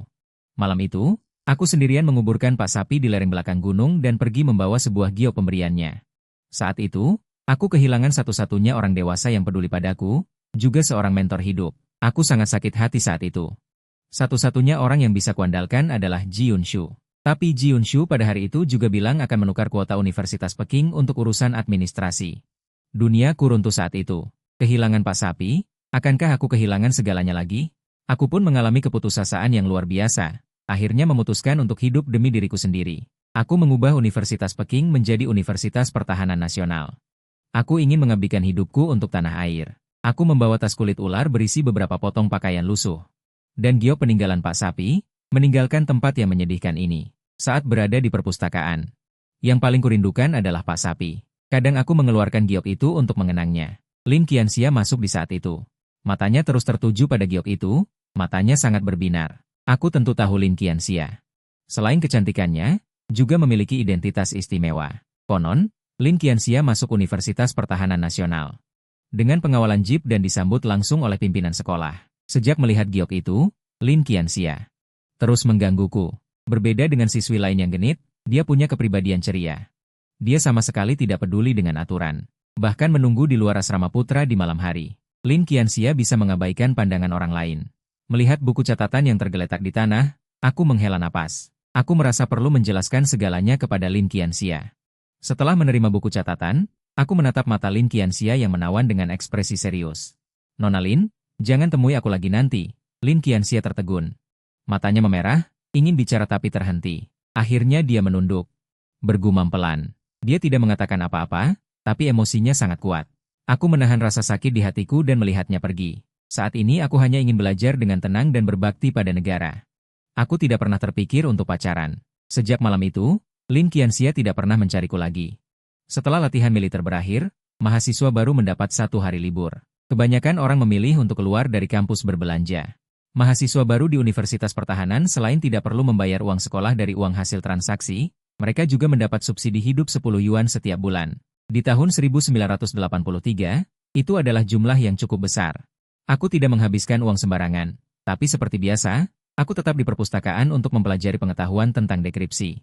Lin Qianxia duduk di seberangku, mengambil liontin giok dari sakunya. Liontin itu sama dengan yang diberikan kepada Guyu. Hanya saja milikku adalah liontin naga, sedangkan miliknya adalah liontin phoenix. Ini adalah sepasang liontin naga dan phoenix. Aku tunanganmu. Satu kalimat dari Lin Qianxia membuatku hampir jatuh ke tanah. Perpustakaan hening selama beberapa menit. Sebagai mahasiswa era baru, aku benci perjodohan. Terutama setelah terluka oleh Jiunshu, kerinduanku akan cinta menjadi samar. Aku tidak menginginkan cinta yang ilusi. Harus kuakui, Lin Qianxia terlalu berani. Beberapa tahun lalu, dia pasti sudah dipenjara. Di mata orang-orang, dia adalah seorang bajingan yang akan dikirim ke sekolah bajingan untuk belajar. Aku menarik napas dalam-dalam. Menstabilkan emosi, aku menggelengkan kepala, ekspresiku serius. Nona Lin, aku harap kau memperhatikan citramu. Kita datang ke Universitas Pertahanan untuk belajar, mengabdi pada negara dan rakyat. Bukan untuk berkencan. Kita tidak pernah saling kenal sebelumnya, jadi tidak ada hubungan pertunangan, kan? Aku sudah memberinya peringatan yang sangat jelas agar Lin Qianxia tidak melanjutkan pembicaraan, kalau tidak dia akan dipanggil oleh pembimbing. Lin Qianxia sepertinya juga tahu bahwa perkataannya barusan berlebihan dan akan menimbulkan pengaruh yang sangat buruk jika tersebar. Tapi setelah berpikir beberapa hari, dia memutuskan untuk memberitahuku kebenarannya. Dia hanya menceritakan kisah tentang liontin giok itu kepadaku. Liontin giok ini berpasangan, dijaga oleh ayahnya dan seorang teman dekat lainnya. Dulu ada janji bahwa jika mereka punya anak laki-laki dan perempuan, mereka akan menjadi keluarga. Jika mereka punya anak yang sama jenis kelaminnya, mereka akan menjadi saudara. Bertahun-tahun berlalu, ayah Lin Qianxia tidak pernah melupakan janji itu. Sayangnya, teman dekat itu menghilang karena masalah khusus dan tidak ada kabar. Dia pikir tidak akan pernah melihat liontin giok itu lagi. Lin Qianxia juga tidak berniat menikah, jadi dia mendaftar ke Universitas Pertahanan. Aku tidak menyangka takdir begitu ajaib. Aku melihat liontin naga di leherku di perpustakaan. Setelah mendengar cerita Lin Qianxia, aku terdiam. Aku tidak merasa itu konyol. Mengingat latar belakang Tuan Niu Peng. Dia bukan orang lokal, dia pasti memiliki identitas yang sangat kuat. Sayang sekali dia menjadi korban zaman. Entah mengapa, setelah rehabilitasi, Tuan Niu Peng tidak pergi, malah memilih tinggal di kuil yang hancur. Hidup seperti orang liar. Tidak heran Tuan Niu Peng menyerahkan liontin giok itu kepadaku dengan ekspresi yang sulit dipahami. Baru sekarang aku mengerti. Ternyata itu adalah benda pengikat kasih. Seharusnya, menghadapi tunangan dari keluarga baik-baik yang kelak bisa jadi tangga karir, kesempatan ini akan dianggap berharga oleh siapapun. Tapi aku sudah terluka oleh Jiunshu, dan aku tidak lagi percaya pada cinta. Di Universitas Pertahanan, jika ada perasaan, itu hanya perasaan revolusioner. Setelah ragu sejenak, aku menyerahkan liontin naga kepada Lin Qianxia. Aku bukan anak Tuan Niu Peng. Jika aku tahu dia begitu penting, aku tidak akan menyalahkannya. Sekarang, benda itu telah kembali ke pemilik aslinya. Adapun apa yang kau katakan tentang Gema, sudahlah, aku tak memberinya kesempatan menjelaskan. Aku bangkit dan pergi. Lin Qianxia duduk di bangku, memandangi dua liontin giok di leher Long, yang persis berbentuk lingkaran. Dalam hati ia merasa sangat sedih. Entah kenapa, setelah melihatku, Lin Qianxia merasa kata-kataku penuh makna, memancarkan aura yang unik. Di matanya, selain keyakinan revolusioner yang teguh, ada pula jejak kesedihan samar. Ini adalah tatapan yang belum pernah kulihat di masa kecil. Seperti jurang tak berujung. Siapapun yang mendekat akan tersesat. Lin Qianxia memegang liontin gioknya dan berjalan ke arah jendela. Langit malam di atas perpustakaan sangat indah. Di pinggir lapangan ada pohon wutong. Daun-daunnya, seolah tidak terpengaruh oleh musim gugur, masih memancarkan kehidupan yang tipis. Aku kembali ke asrama. Aku duduk di balkon, menengadah menatap langit dalam diam. Aku merasa ke depannya aku harus belajar dengan giat. Menjauhi Lin Qianxia. Latihan militer selesai, dan kelas budaya pun dimulai. Di era yang penuh gejolak ini, para siswa memiliki kerinduan yang kuat akan ilmu pengetahuan. Mereka memiliki keyakinan yang kuat, dan jiwa yang murni. Selain giat belajar ilmu budaya, aku juga sering berolahraga. Beberapa kali aku bertemu Lin Qianxia di kantin. Kami berdua saling mengangguk, berpapasan, dan berlalu. Dulu banyak rumor beredar bahwa hubungan kami tidak wajar. Pembimbing hampir memanggil kami untuk berbicara, tetapi tak lama kemudian hubungan kami menjadi renggang. Masalah itu berlalu begitu saja. Kebanyakan pria berpikir seperti itu, merasa bunga Lin Qianxia itu tidak seharusnya menjadi milik seseorang. Suatu hari, aku sedang berlari di lapangan seperti biasa. Tiba-tiba aku berhenti dan menatap ke depan. Wajahku seketika berubah jelek. Itu dia, Paman Jiun. Saat melihat kemunculanku, perhatiannya seketika tertuju padaku. Dia tidak bisa mengendalikan langkahnya dan berjalan ke arahku. Tetapi satu gerakan kecilku membuat wajah Paman Jiun seketika memucat. Anak laki-laki yang dulunya sangat bergantung padaku dan selalu tersenyum bahagia saat bertemu, kini mundur beberapa langkah. Ini adalah pertahanan psikologis khas terhadap musuh. Jantung Paman Jiun terasa seperti tertusuk lubang besar. Dia begitu sedih hingga tak bisa bernapas, wajahnya penuh kepahitan. Aku sangat membenci mereka saat ini. Paman Jiun menahan rasa sakit di hatinya dan maju lagi, tetapi aku mundur lagi. Ekspresinya terluka parah. Xiu Yuan, Paman Jiun tidak berbicara. Aku memotongnya dengan dingin, "Kakak, ini sekolah. Perhatikan perilakumu." Paman Jiun terkejut dalam kesedihannya. Mengapa kata-kata ini begitu familiar? Dia teringat saat aku diterima di Universitas Peking, Paman Jiun bergegas menemuiku untuk berbagi kabar. Dan aku berkata apa? "Jaga jarak di kehidupan selanjutnya," kataku padanya. "Ini kampus. Perhatikan perilakumu." Hati Paman Jiun merasa sedih, akhirnya dia memahami situasiku saat itu. Kilatan lampu kilat melintas di mata Paman Jiun. Dia menarik napas dalam-dalam, berusaha tetap tenang. "Xiu Yuan, kamu tidak ingin aku pergi seumur hidup. Apakah kamu benar-benar ingin memutuskan hubungan denganku sepenuhnya?" Mendengar itu, aku tetap tenang dan tidak membantah, tetapi sikap diam itu sangat menyakitkan hati Jiun Shu. Dia juga mengerti maksudku, hidup dalam keluarga tanpa cinta membuatku merasa jantungku sakit. Tapi aku telah menjalani hidup yang begitu kejam selama belasan tahun, mengapa dia masih punya kesempatan? Jika aku tidak pergi dengan selamat, aku pasti akan dipaksa mati. Jiun Shu mendongak. Ingin membelai kepalaku seperti saat aku kecil, tetapi tangannya berhenti di udara. Bertemu dengan tatapan dingin mataku, dunia spiritualnya kembali terkejut. "Maaf." Ribuan kata berkumpul, hanya ada satu kata, "Maaf." Jiun Shu tidak tahu harus berkata apa. Aku mendongak menatap langit, lama kemudian pandanganku jatuh pada pohon beringin di tepi lapangan. Seketika terlintas dalam benakku usia 11 tahun. Ketika aku diusir dari rumah oleh orang tuaku dan menangis di bawah pohon. Jiun Shu saat itu seperti malaikat yang memberiku harapan baru. Namun justru harapan inilah yang mendorongku ke jurang. Sampai sekarang hatiku masih terasa sakit. Aku menarik pandanganku, mataku menjadi tegas. Menatap Jiun Shu. "Jika kau datang untuk membantu Song Jinyan mendapatkan kembali kuota Beida, maaf, Fu Yunzhou, aku tidak mungkin memberikannya." Wajah Jiun Shu berubah drastis. Dia menggelengkan kepala dengan panik. "Bukan, Xiu Yuan. Aku hanya ingin melihatmu." Dia sangat ingin memberitahuku bahwa dulu semua adalah kesalahpahaman. Bukan karena aku tidak menyukainya, bukan karena aku tidak menerimanya, tapi memikirkan kesalahan yang telah kulakukan saat itu. Banyak hal yang tidak berani kukatakan. "Kalau begitu kau boleh pergi." Aku tidak ingin berinteraksi dengan Jiun Shu. Melihat wajahnya mengingatkanku pada rasa sakit setengah tahun lalu. Aku butuh setengah tahun untuk memulihkan lukaku. Mengapa dia harus menggangguku lagi? Tubuh Jiun Shu bergetar, seolah merasakan akan kehilanganku sepenuhnya. Dengan tergesa-gesa dia menangkap tanganku, matanya dipenuhi kesedihan dan rasa bersalah. "Xiu Yuan, mengapa kita menjadi seperti ini?" Suara Jiun Shu bergetar, wajahnya penuh penderitaan. Aku menjawab dengan tenang, "Itu juga yang ingin kutanyakan. Mengapa kita menjadi seperti ini?" Saat Jiun Shu terus menyakiti demi Song Jinyan, aku tak terhitung kali bertanya dalam hati dengan suara lantang. "Semuanya tidak penting lagi. Kakak, ini terakhir kalinya aku memberimu nasihat. Semoga kau dan Song Jinyan selalu bahagia. Jangan mencariku lagi di masa depan." Saat Jiun Shu masih ingin terus membujuk perkataanku selanjutnya membuatnya terkejut dan berhenti di tempat. "Aku sangat berterima kasih atas kehangatan dan harapan yang kau berikan padaku. Tolong jangan buat aku membencimu." Jiun Shu berdiri kaku, wajahnya langsung pucat pasi. Hingga sosokku menghilang sepenuhnya, barulah dia berlutut di tanah. Penyesalan dan kesedihan yang tak terhingga merenggutnya. Wanita baja yang tidak mengernyit meski terluka parah, saat ini matanya berlinang air mata, kesedihan menghiasi pipinya.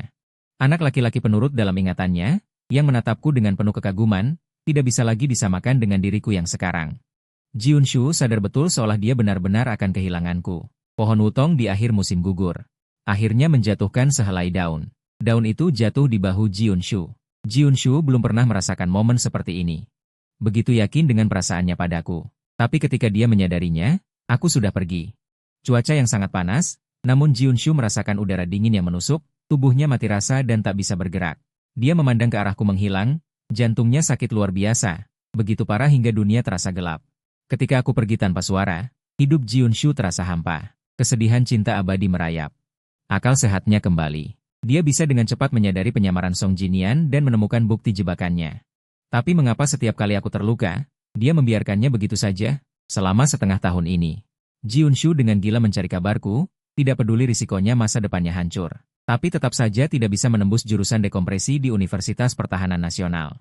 Hingga akhirnya, melihat putrinya terus-menerus terpuruk, ibunya terpaksa menelepon seorang kenalan di Universitas Pertahanan Nasional. Ji Yunshu, setelah mengetahui kabarku, segera datang menemuiku. Dia mengira setelah bertemu dan menjelaskan segalanya, semuanya akan kembali seperti semula. Tetapi ketika melihatku, melihat tatapan tenang dan dingin mataku, Ji Yunshu baru sadar betapa naifnya dia. Tatapan mataku padanya tidak lagi menunjukkan kekaguman seperti dulu. Anak laki-laki yang rela berbagi segalanya dan sangat bergantung padaku secara emosional, telah lenyap di terpa angin. Yang tersisa adalah aku yang asing. Ji Yunshu berkali-kali ingin menjelaskan, tapi teringat perbuatannya di masa lalu, dia tidak bisa berkata apa-apa, hanya membiarkanku pergi. Seperti daun wutong di musim gugur, akhirnya akan jatuh ke bumi. Dia berdiri lama di bawah pohon wutong. Aku melihat daun-daun yang berguguran di tanah, dan teringat lagi tangannya yang menggenggam tanganku di tahun itu, berkata bahwa mereka tidak akan pernah berpisah. Sayangnya, dia melanggar janji. Luka yang ditimbulkannya padaku mungkin jauh lebih parah dari Song Jinian. Saat ini, Ji Yunshu tampak bingung dan hatinya sakit. Dia juga merasakan keputusasaan. Yang kurasakan sebelum pergi, ketika aku benar-benar putus asa dengan keluarga dan dia. Aku tidak kembali ke asrama, tapi berjalan-jalan di kampus. Aku hanya tidak ingin berhadapan dengan Ji Yunshu.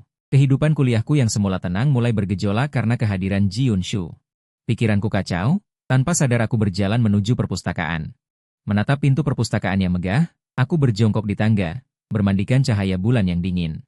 Tubuhku terasa dingin. Di usianku yang 11 tahun, Ji Yunshu memberiku harapan baru. Aku menghabiskan 7 tahun untuk mencintainya. Sayangnya, di usianya yang ke-18 tahun ini, Ji Yunshu pula yang menghancurkan semua harapanku. Kini dia datang ke sekolah, mengatakan semuanya hanyalah kesalahpahaman. Tapi adegan-adegan menyakitkan itu muncul di benakku. Aku tidak tahu apakah aku harus percaya Ji Yunshu. Saat bertemu Ji Yunshu lagi, aku sangat jelas menyadari bahwa meskipun aku berpikir sudah benar-benar melepaskannya, aku masih merasakan kesedihan. Aku pada akhirnya belum sepenuhnya melupakannya. Saat itu, sepasang kaki jenjang muncul di depanku, memancarkan cahaya hangat di bawah sinar rembulan. Aku perlahan mendongak, dan melihat Lin Qianxia. Lin Qianxia duduk di sampingku, memejamkan mata menatap langit malam. Ceritakan saja, kamu akan merasa lebih baik. Aku menyimpan banyak hal di hati, tidak tahu kepada siapa harus bercerita. Rasa sakit yang terpendam bertahun-tahun ini hampir menghancurkanku. Munculnya Lin Qianxia. Meskipun tidak mengenalnya terlalu dalam, memberiku cukup rasa aman. Dengan cahaya bulan, aku mulai menceritakan masalahku, orang tua yang berat sebelah, tunangan yang mengkhianati, dan diriku yang hancur. Suaraku lembut, seolah menceritakan sesuatu yang tidak berhubungan denganku. Lin Qianxia menopang dagunya, mendengarkan dengan tenang. Dia mendengarkan dengan tenang sementara aku berbicara dengan tenang. Waktu seolah berhenti. Apakah kau masih mencintai mereka? Aku tidak tahu kenapa. Dalam sekejap aku mendapat jawabannya. Aku tidak mencintai mereka lagi, sungguh tidak lagi. Ketika kekecewaan menumpuk hingga batasnya. Aku sudah lama menyerah pada cinta keluarga dan cinta romantis. Lin Qianxia tidak menyangka aku akan menjawab begitu cepat. Dia terdiam sejenak, lalu senyum muncul di wajahnya, seperti kembang api yang cerah. Memberiku kehangatan yang cukup. Harus kukatakan, aku suka menghabiskan waktu bersama Lin Qianxia seperti ini. Kalau begitu, katakan padanya. Hanya dengan memutuskan masa lalu, kau bisa melangkah ke masa depan. Lin Qianxia bangkit dan menepuk pundakku. Kembali dan istirahat yang baik. Tidurlah. Besok akan lebih baik. Aku melepaskan beban di hati, dan tertidur pulas begitu kembali ke asrama. Saat aku bangun, sinar matahari pagi menyinari wajahku. Aku merasa segar. Beberapa hari berikutnya, aku kembali bersekolah seperti biasa, tapi aku sering bertemu Ji Yunshu. Baik saat pergi ke kelas, atau di kelas, bahkan saat belajar malam hari. Aku selalu bertemu dengannya di jalan. Ji Yunshu berdiri diam di tepi jalan, menatapku dengan tatapan lembut dan dalam. Penampilannya yang gagah dan anggun, wajahnya yang cantik dan dingin, menjadi pemandangan indah di seluruh kampus. Perlahan, orang-orang mulai memperhatikan hubungan antara Ji Yunshu dan aku. Musim dingin tahun 1983. Pemikiran yang terbelenggu belum sepenuhnya terbebaskan. Masalah emosional mudah menjadi masalah pribadi. Desas-desus menyebar. Aku tiba di Universitas Pertahanan Nasional pada malam ke-6. Siangan yang panas akhirnya diguyur hujan dingin. Aku sedang membaca di asrama ketika aku mendengar teman sekamarku berkata ada seorang wanita berdiri di bawah. Aku langsung tahu siapa dia. Aku terdiam lama, akhirnya bangkit dan berjalan ke bawah. Aku merasa harus berbicara baik-baik dengan Ji Yunshu. Menjelaskan semuanya dengan tuntas. Saat aku tiba di bawah dan melihat sosok Ji Yunshu di tengah gerimis hujan lebat, aku menarik napas dalam-dalam dan berjalan maju. Hujan gugur pertama tahun ini membawa hawa dingin yang kental. Di tengah hujan gerimis, Ji Yunshu berdiri di depan gedung asrama, membiarkan tubuhnya basah kuyup. Hanya matanya yang berharga, penuh kasih dan tak berdaya, menatapku yang datang. Gadis di depanku itu membuatku merasa sangat tenang di hati. Dulu, jika Ji Yunshu sedikit saja tidak bahagia, aku ingin mengambil bulan dari langit untuk membuatnya bahagia. Sekarang, Ji Yunshu begitu sedih, begitu berduka.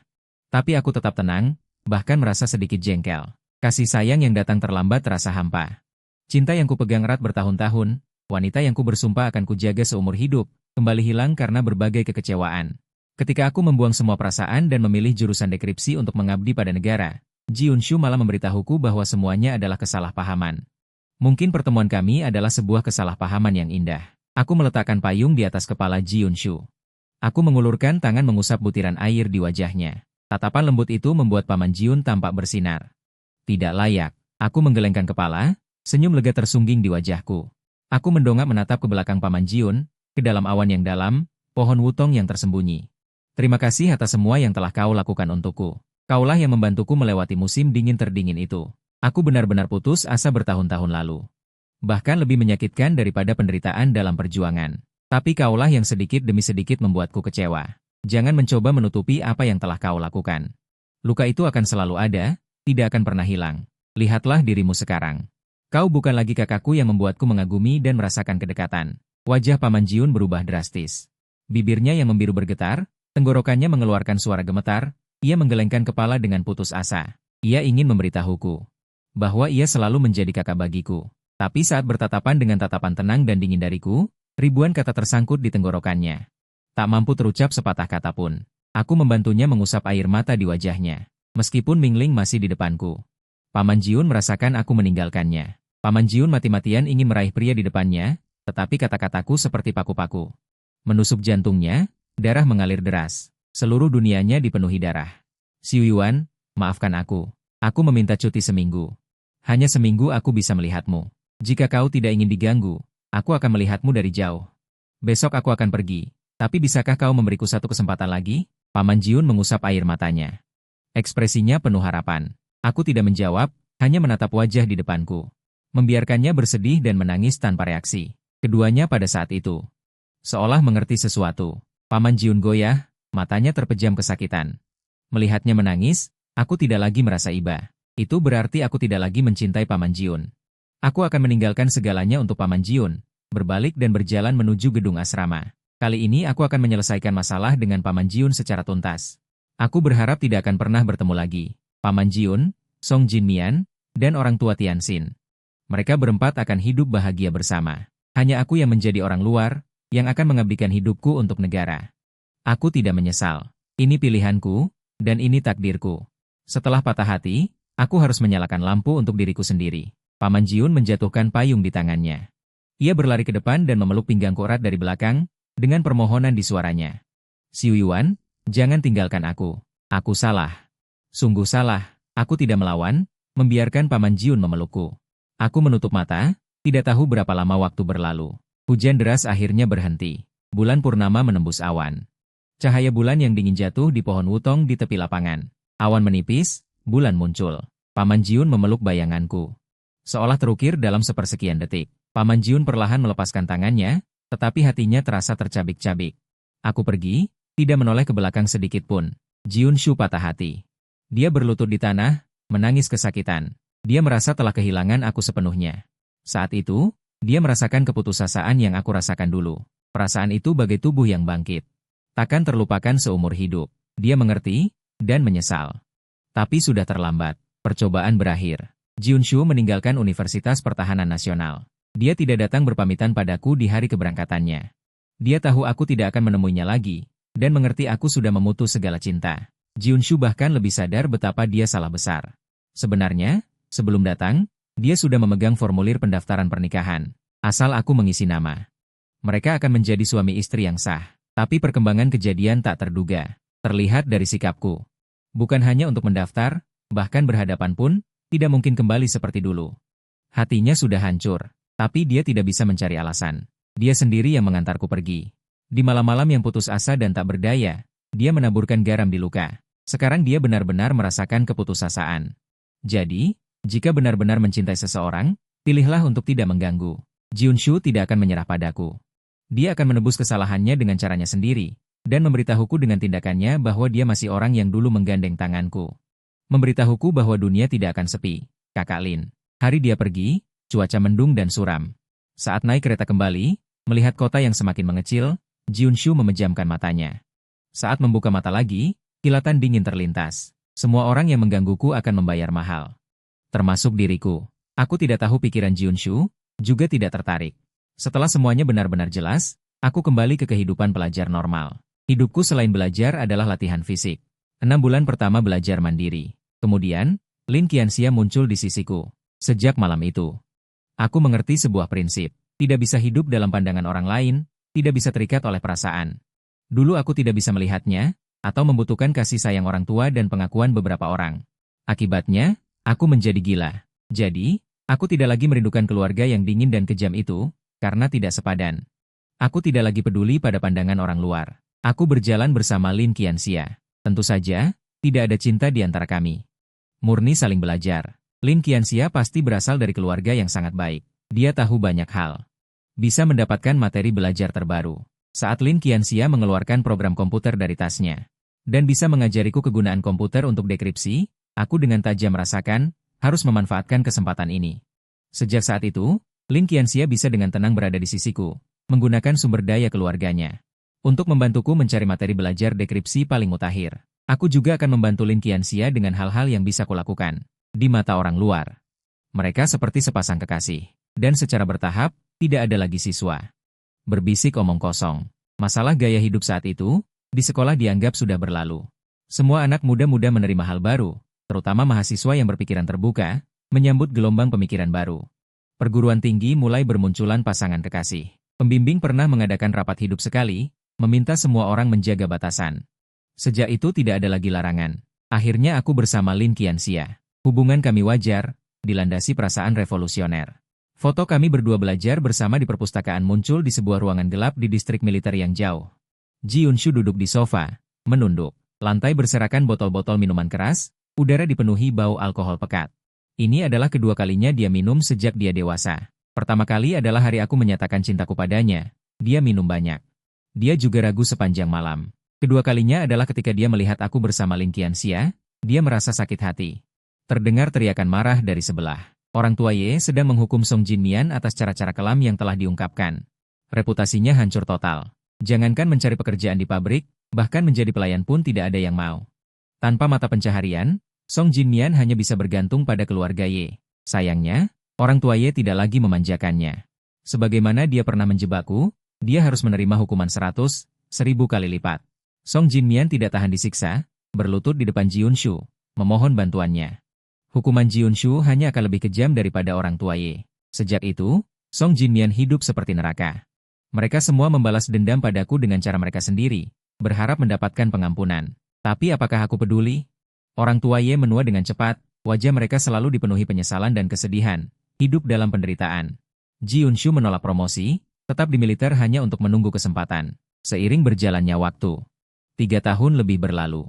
Song Jinmian tersiksa hingga hanya setengah nyawa tersisa, dengan lingkaran hitam di bawah matanya setiap hari. Kondisi mentalnya sangat tidak stabil, dia benar-benar menderita depresi. Setiap malam, setelah menyiksa Song Jinmian, orang tua Ye bersembunyi di kamar mereka dan menangis. Kedua orang tua itu merindukan putra mereka. Mereka menangis, berlutut, memohon, tetapi Jiunshu tidak memberitahu mereka. Ini adalah hukuman yang pantas mereka terima. Akhirnya tiba kelulusan Universitas Pertahanan Nasional. Hari itu, Jiunshu menerima telepon. Pergi dari halaman dengan gegabah. Sekarang giliran dia menebus dosa. Bersiaplah.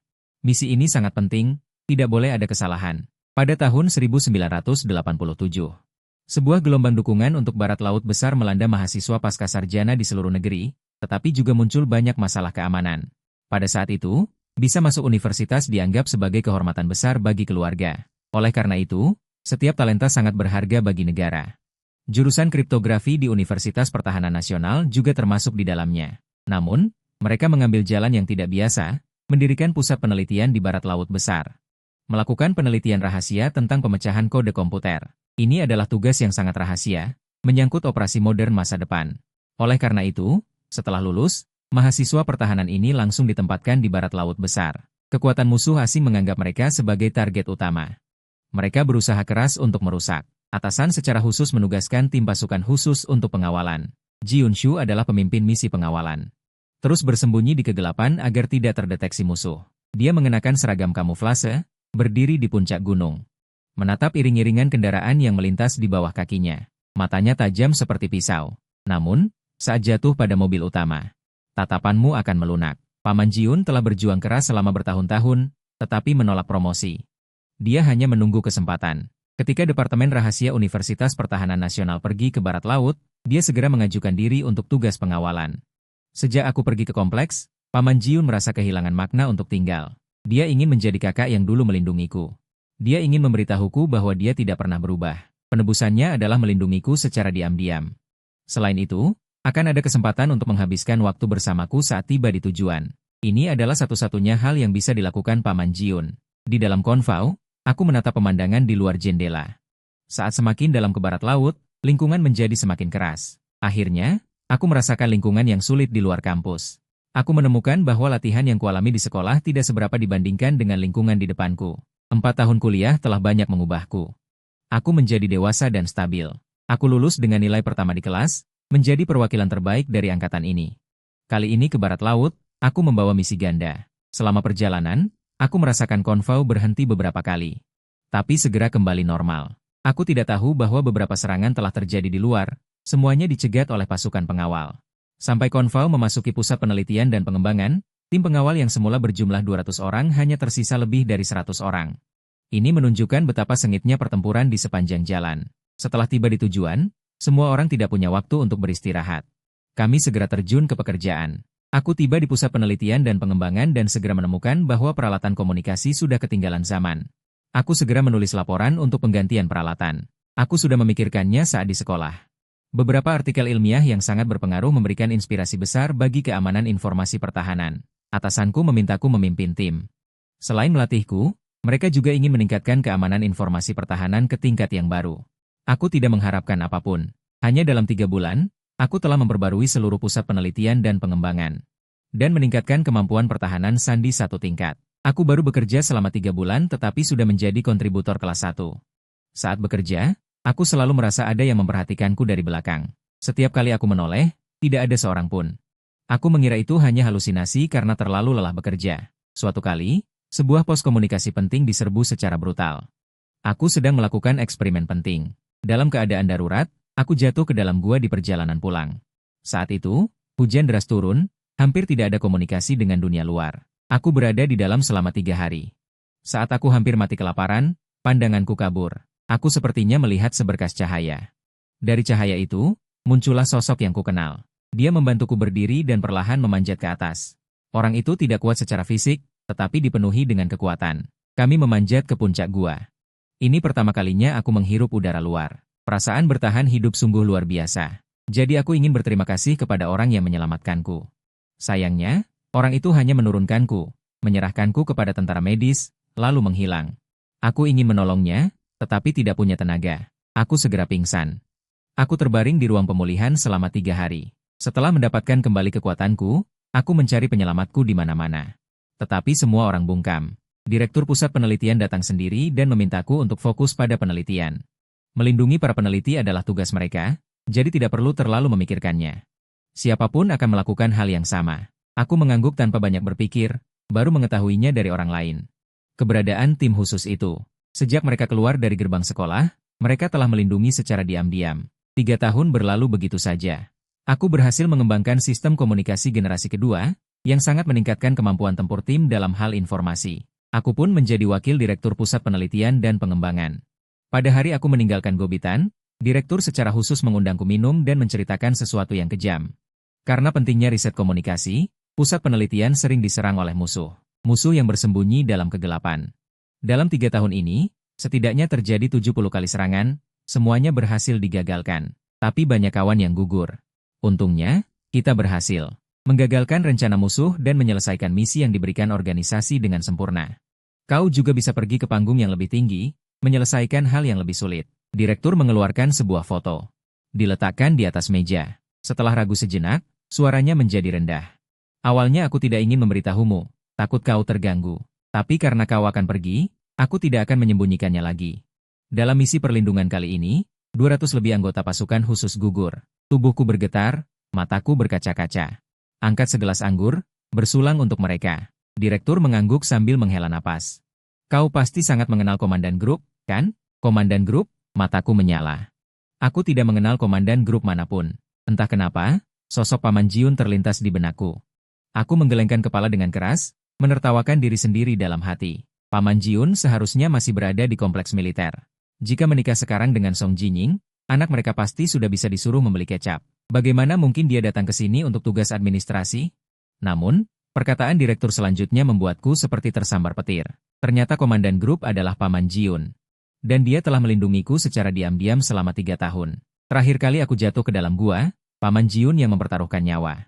Menyelamatkanku dari sana, bahkan sampai kehilangan satu kakinya. Setelah itu, beberapa kali percobaan pembunuhan terhadapku. Semua itu berkat perlindungan diam-diam Komandan Ji. Namun, dia juga harus membayar harga yang mahal. Setelah sistem komunikasi generasi kedua selesai, Brigade Pasukan Khusus berhasil menyelesaikan misi dan mulai mundur. Paman Jiun juga, karena bertempur di garis depan melawan musuh dalam jangka waktu lama, telah terluka parah 3 kali. Ada satu peluru yang hampir menembus jantungnya. Hampir meninggal. Di perpustakaan, meski foto itu sudah terkoyak, aku langsung mengenalinya. Mungkinkah Paman Jiun benar-benar ada di sekitar sini? Kalau begitu, kenapa dia tidak pernah muncul selama 3 tahun? Ekspresiku rumit. Aku teringat perkataan direktur. Dia telah melindungiku dari peluru beberapa kali selama 3 tahun. Dia telah menyelamatkanku berkali-kali, tapi tidak pernah mengeluh, bahkan tidak mau bertemu. Paman Jiun hanya bersembunyi dalam kegelapan, diam-diam menjaga keselamatanku. Tiba-tiba aku teringat usia 11 tahun. Saat aku menangis di bawah pohon, Paman Jiun muncul seperti malaikat, menggenggam tanganku. Mengatakan akan melindungiku seumur hidup. Aku mengambil foto itu dan bergegas keluar. Aku tiba di luar pusat penelitian. Aku melihat sebuah jeep pergi, aku berteriak ke depan, Paman Jiun, tidak ada jawaban dari mobil itu. Aku punya firasat Paman Jiun ada di dalam mobil, tapi kenapa dia tidak menjawab, mobil yang pergi saat itu? Paman Jiun melihatku dari kaca spion, wajahnya yang dingin menunjukkan gejolak emosi, tapi dia segera menekannya. Pengawal ragu-ragu, Komandan Resimen, apa kita perlu berbalik? Paman Jiun melirik ke sisi kiri yang kosong. Tutup matamu, lanjutkan perjalanan. Demi melindungiku, dia bertarung hidup mati dengan musuh. Tangan kirinya putus akibat ledakan, membuatnya cacat. Kali ini organisasi memaksanya pergi. Untuk menjalani perawatan. Paman Jiun sebenarnya ingin terus melindungiku, tapi dia tahu dengan kondisinya saat itu. Dia hanya akan menjadi beban. Jadi, dia terpaksa setuju. Dia diam-diam melindungiku dengan caranya sendiri. Sayangnya, jalan di depan masih panjang, dan dia tidak bisa terus menemaniku. Paman Jiun sangat menderita. Selama 3 tahun, dia berkali-kali melihatku sibuk di laboratorium. Dia ingin datang menemaniku, tapi teringat dia telah menyakitiku terlalu banyak, dia menghentikan langkahnya. Jika benar-benar mencintai seseorang, pilihlah untuk tidak mengganggu. Lagi pula, dengan keadaanku sekarang, bagaimana aku pantas untukmu? Kamu pantas mendapatkan yang lebih baik. Paman Jiun, apakah kita akan pergi? Dia tidak memberitahuku bahwa dia pernah datang, juga tidak memberitahuku bahwa dia pergi. 10 tahun kemudian, hampir 20 tahun reformasi dan keterbukaan, negara mengalami perubahan besar, terutama dalam pembangunan keamanan informasi pertahanan nasional. Generasi keempat telah membuat kemajuan pesat. Berkat kerja keras generasi muda, meskipun belum mencapai tingkat internasional terdepan, namun, tetap mempertahankan perkembangan pesat. Sebagai lulusan pertahanan nasional tahun 1987, setelah lebih dari 10 tahun menempa diri. Dari seorang lulusan biasa, aku perlahan menjadi pakar di bidang informasi. Aku mencurahkan seluruh waktuku untuk pembangunan informasi militer, menjadi pemimpin termuda, dan kini menjadi pakar utama. Aku bertahun-tahun terisolasi di gurun terpencil, menjalani kehidupan yang keras dan sederhana, tanpa menikmati perlakuan istimewa apapun. Aku hanya ingin berbakti pada negara. Atasanku melihatku bekerja keras, jadi mereka memaksaku mengambil cuti. Aku terpaksa meninggalkan pangkalan eksperimen dan kembali ke kota besar. Karena identitasku sensitif dan khusus, aku selalu dilindungi oleh petugas khusus. Sebuah jeep mengantarku. Aku tidak suka keramaian seperti itu. Jadi, aku pergi sendiri bersama pengawal setelah melapor kepada atasan. Ini pertama kalinya aku kembali ke Universitas Pertahanan Nasional. Mengikuti acara wisuda mahasiswa tahun 98. Aku naik panggung dan memberikan pidato. Di bawah sana adalah para mahasiswa baru yang masih muda dan polos. Tatapan mereka padaku penuh kekaguman. Sebagai tokoh populer di jurusan dekripsi, di bawah usia 40 tahun, aku menjadi orang penting yang duduk bersama rektor. Aku adalah idola para siswa. Aku melihat mata-mata yang penuh kekaguman itu. Mengingatkanku pada tatapan yang dulu kupandang pada Paman Jiun. Belasan tahun telah berlalu. Cintaku pada Paman Jiun sudah lama terlupakan. Ingatanku tentang Paman Jiun terhenti pada mobil jeep yang pergi di gurun di barat laut. 10 tahun telah berlalu. Aku tidak mendapat kabar darinya. Aku pernah menelepon tim tempat Paman Jiun bertugas, berharap bisa mengucapkan terima kasih. Tapi di sana dikatakan Paman Jiun sudah memilih pensiun dan tidak ikut rombongan. Aku duduk di podium. Melihat para siswa di bawah, mereka adalah masa depan pembangunan pertahanan negara. Sama seperti diriku dulu. Tapi pikiranku melayang ke kampung halaman, ingin melihat Paman Jiun. Entah kenapa. Setelah diwajibkan cuti oleh organisasi, aku selalu merasa harus melakukan sesuatu. Bukan untuk menjalin hubungan dengan Paman Jiun. Di usia ini, hidup sudah kuberikan pada partai dan rakyat. Aku meninggalkan Universitas Pertahanan. Langsung pulang ke kampung halaman. Aku tidak memberitahu siapapun. Datang ke kompleks perumahan yang dulu. Berdiri di bawah pohon wutong itu. Belasan tahun berlalu, pohon wutong masih seperti dulu. Hanya saja di bawahnya sudah penuh bunga. Bukan lagi tanah kuning seperti dulu. Kompleks perumahan tidak direnovasi. Masih bata merah dan genteng hijau. Aku berdiri di luar halaman, melihat tempatku dulu tinggal. Aku tidak memikirkan orang tua Tianxin. Mereka sudah punya Song Jinian. Bahkan jika aku mati di luar, mungkin mereka tidak akan menangis. Pulang kali ini, selain menjenguk Ji Jiangwo, aku juga ingin berterima kasih langsung kepada Paman Jiun. Sayangnya, setelah bertanya, Ji Jiangwo pindah dari kota ini karena urusan relokasi. Mengenai pensiun Paman Jiun, semua orang tidak begitu jelas. Mungkin pergi ke utara bersama Ji Jiangwo. Dan orang tuaku yang paling tidak ingin kutemui, entah kenapa juga pindah. Aku merasa sangat kecewa. Sedikit kecewa. Waktuku tidak banyak, aku hanya ingin segera kembali bekerja. Jadi aku tidak tinggal lama. Aku kembali berdiri di bawah pohon wutong itu, berdiri cukup lama. Selama itu, aku menerima telepon. Itu dari istriku sebelum dia meninggal. Sudah lama di luar. Libur malah tidak pulang melihat kami, anakmu merindukanmu, ayah. Aku mendengar suara anakku, senyum lembut muncul di wajahku. Aku menutup telepon. Masuk mobil lalu pergi. Angin bertiup, pohon wutong menggugurkan satu daun. Musim gugur telah tiba, tapi aku tidak menyadarinya. Di rumah Paman Jiun. Di dekat jendela, ada sesosok bayangan diam-diam melihatku pergi. Paman Jiun tidak ikut bersamaku pergi. Malah tinggal di halaman menunggu. Dia tidak tahu menunggu apa, tapi terus menunggu. Tapi saat aku benar-benar kembali, Paman Jiun tidak punya keberanian untuk menemuiku. Dia hanya bisa berdiri di balik jendela. Seperti anak yang malu bertemu tetangga. Dulu tidak punya muka bertemu denganku.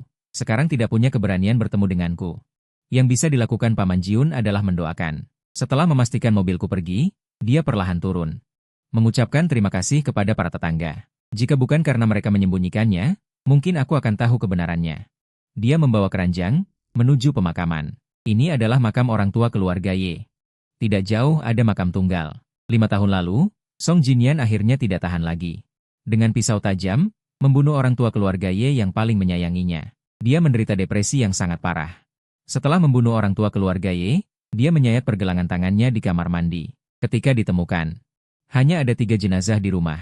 Paman Jiun menggunakan koneksinya untuk menekannya dan tidak memberitahuku. Dia tidak ingin aku sedih. Melihat batu nisan orang tua keluarga Ye, beberapa orang menarik napas dalam-dalam. Dia mendongak menatap langit. Si Yuan sudah kembali. Dia baik-baik saja. Kalian tidak perlu khawatir. Kalian pergilah. Orang yang hidup lebih menderita. Kita melakukan kesalahan, jadi kita harus menerima hukuman. Mungkin ini kehendak Tuhan. Semoga si Yuan bahagia selamanya. Kalian juga akan berpikir begitu, kan? Beberapa orang bangkit dan pergi. Sosoknya diseret oleh bayangan panjang di bawah matahari terbenam, kesepian dan suram. Dia teringat saat aku menyatakan cintaku padanya di usia 17 tahun. Wajahnya memerah, matanya berbinar penuh harap. Seperti matahari. Jika aku setuju saat itu, mungkin semuanya akan berbeda. Sayangnya tidak ada jika. Aku hanya bisa hidup dalam penyesalan tak berujung sampai akhir hayat. Saat aku pulang, aku melihat istriku duduk di sofa. Matanya memerah karena kantuk, mendengarkan lagu pengantar tidur. Wajahnya memancarkan kilau keibuan. Aku dan Ling Qianxia baru menikah di usia 30-an. Aku tidak menyangka Ling Qianxia akan terus bersamaku. Aku berjalan ke jendela, melihat anak dalam pelukan istriku, wajah mungil itu. Sangat mirip diriku saat kecil. Aku tidak bisa menahan diri untuk mengulurkan tangan untuk menyentuhnya. Ling Qianxia melotot. Dia berbisik, dia baru saja tertidur, jangan ganggu dia. Nanti kamu yang bujuk dia. Aku tersenyum kecut. Di rumah ini, aku selalu tidak punya hak bicara. Melihat Kier, aku merasakan rasa bersalah yang mendalam. Bertahun-tahun aku bekerja di luar dan tidak punya waktu untuk menemaninya. Tentu saja aku merasa bersalah. Aku memeluk istriku dari belakang, menghirup aroma rambutnya. Aku menutup mata. Aku punya keluarga yang utuh. Sekalipun aku sibuk, aku akan tetap mencintai Kier. Aku tidak akan membiarkan mereka mengalami kesulitan masa kecilku. Semuanya akan baik-baik saja, seperti tanah airku sekarang. Semakin makmur. Ada negara, ada rumah.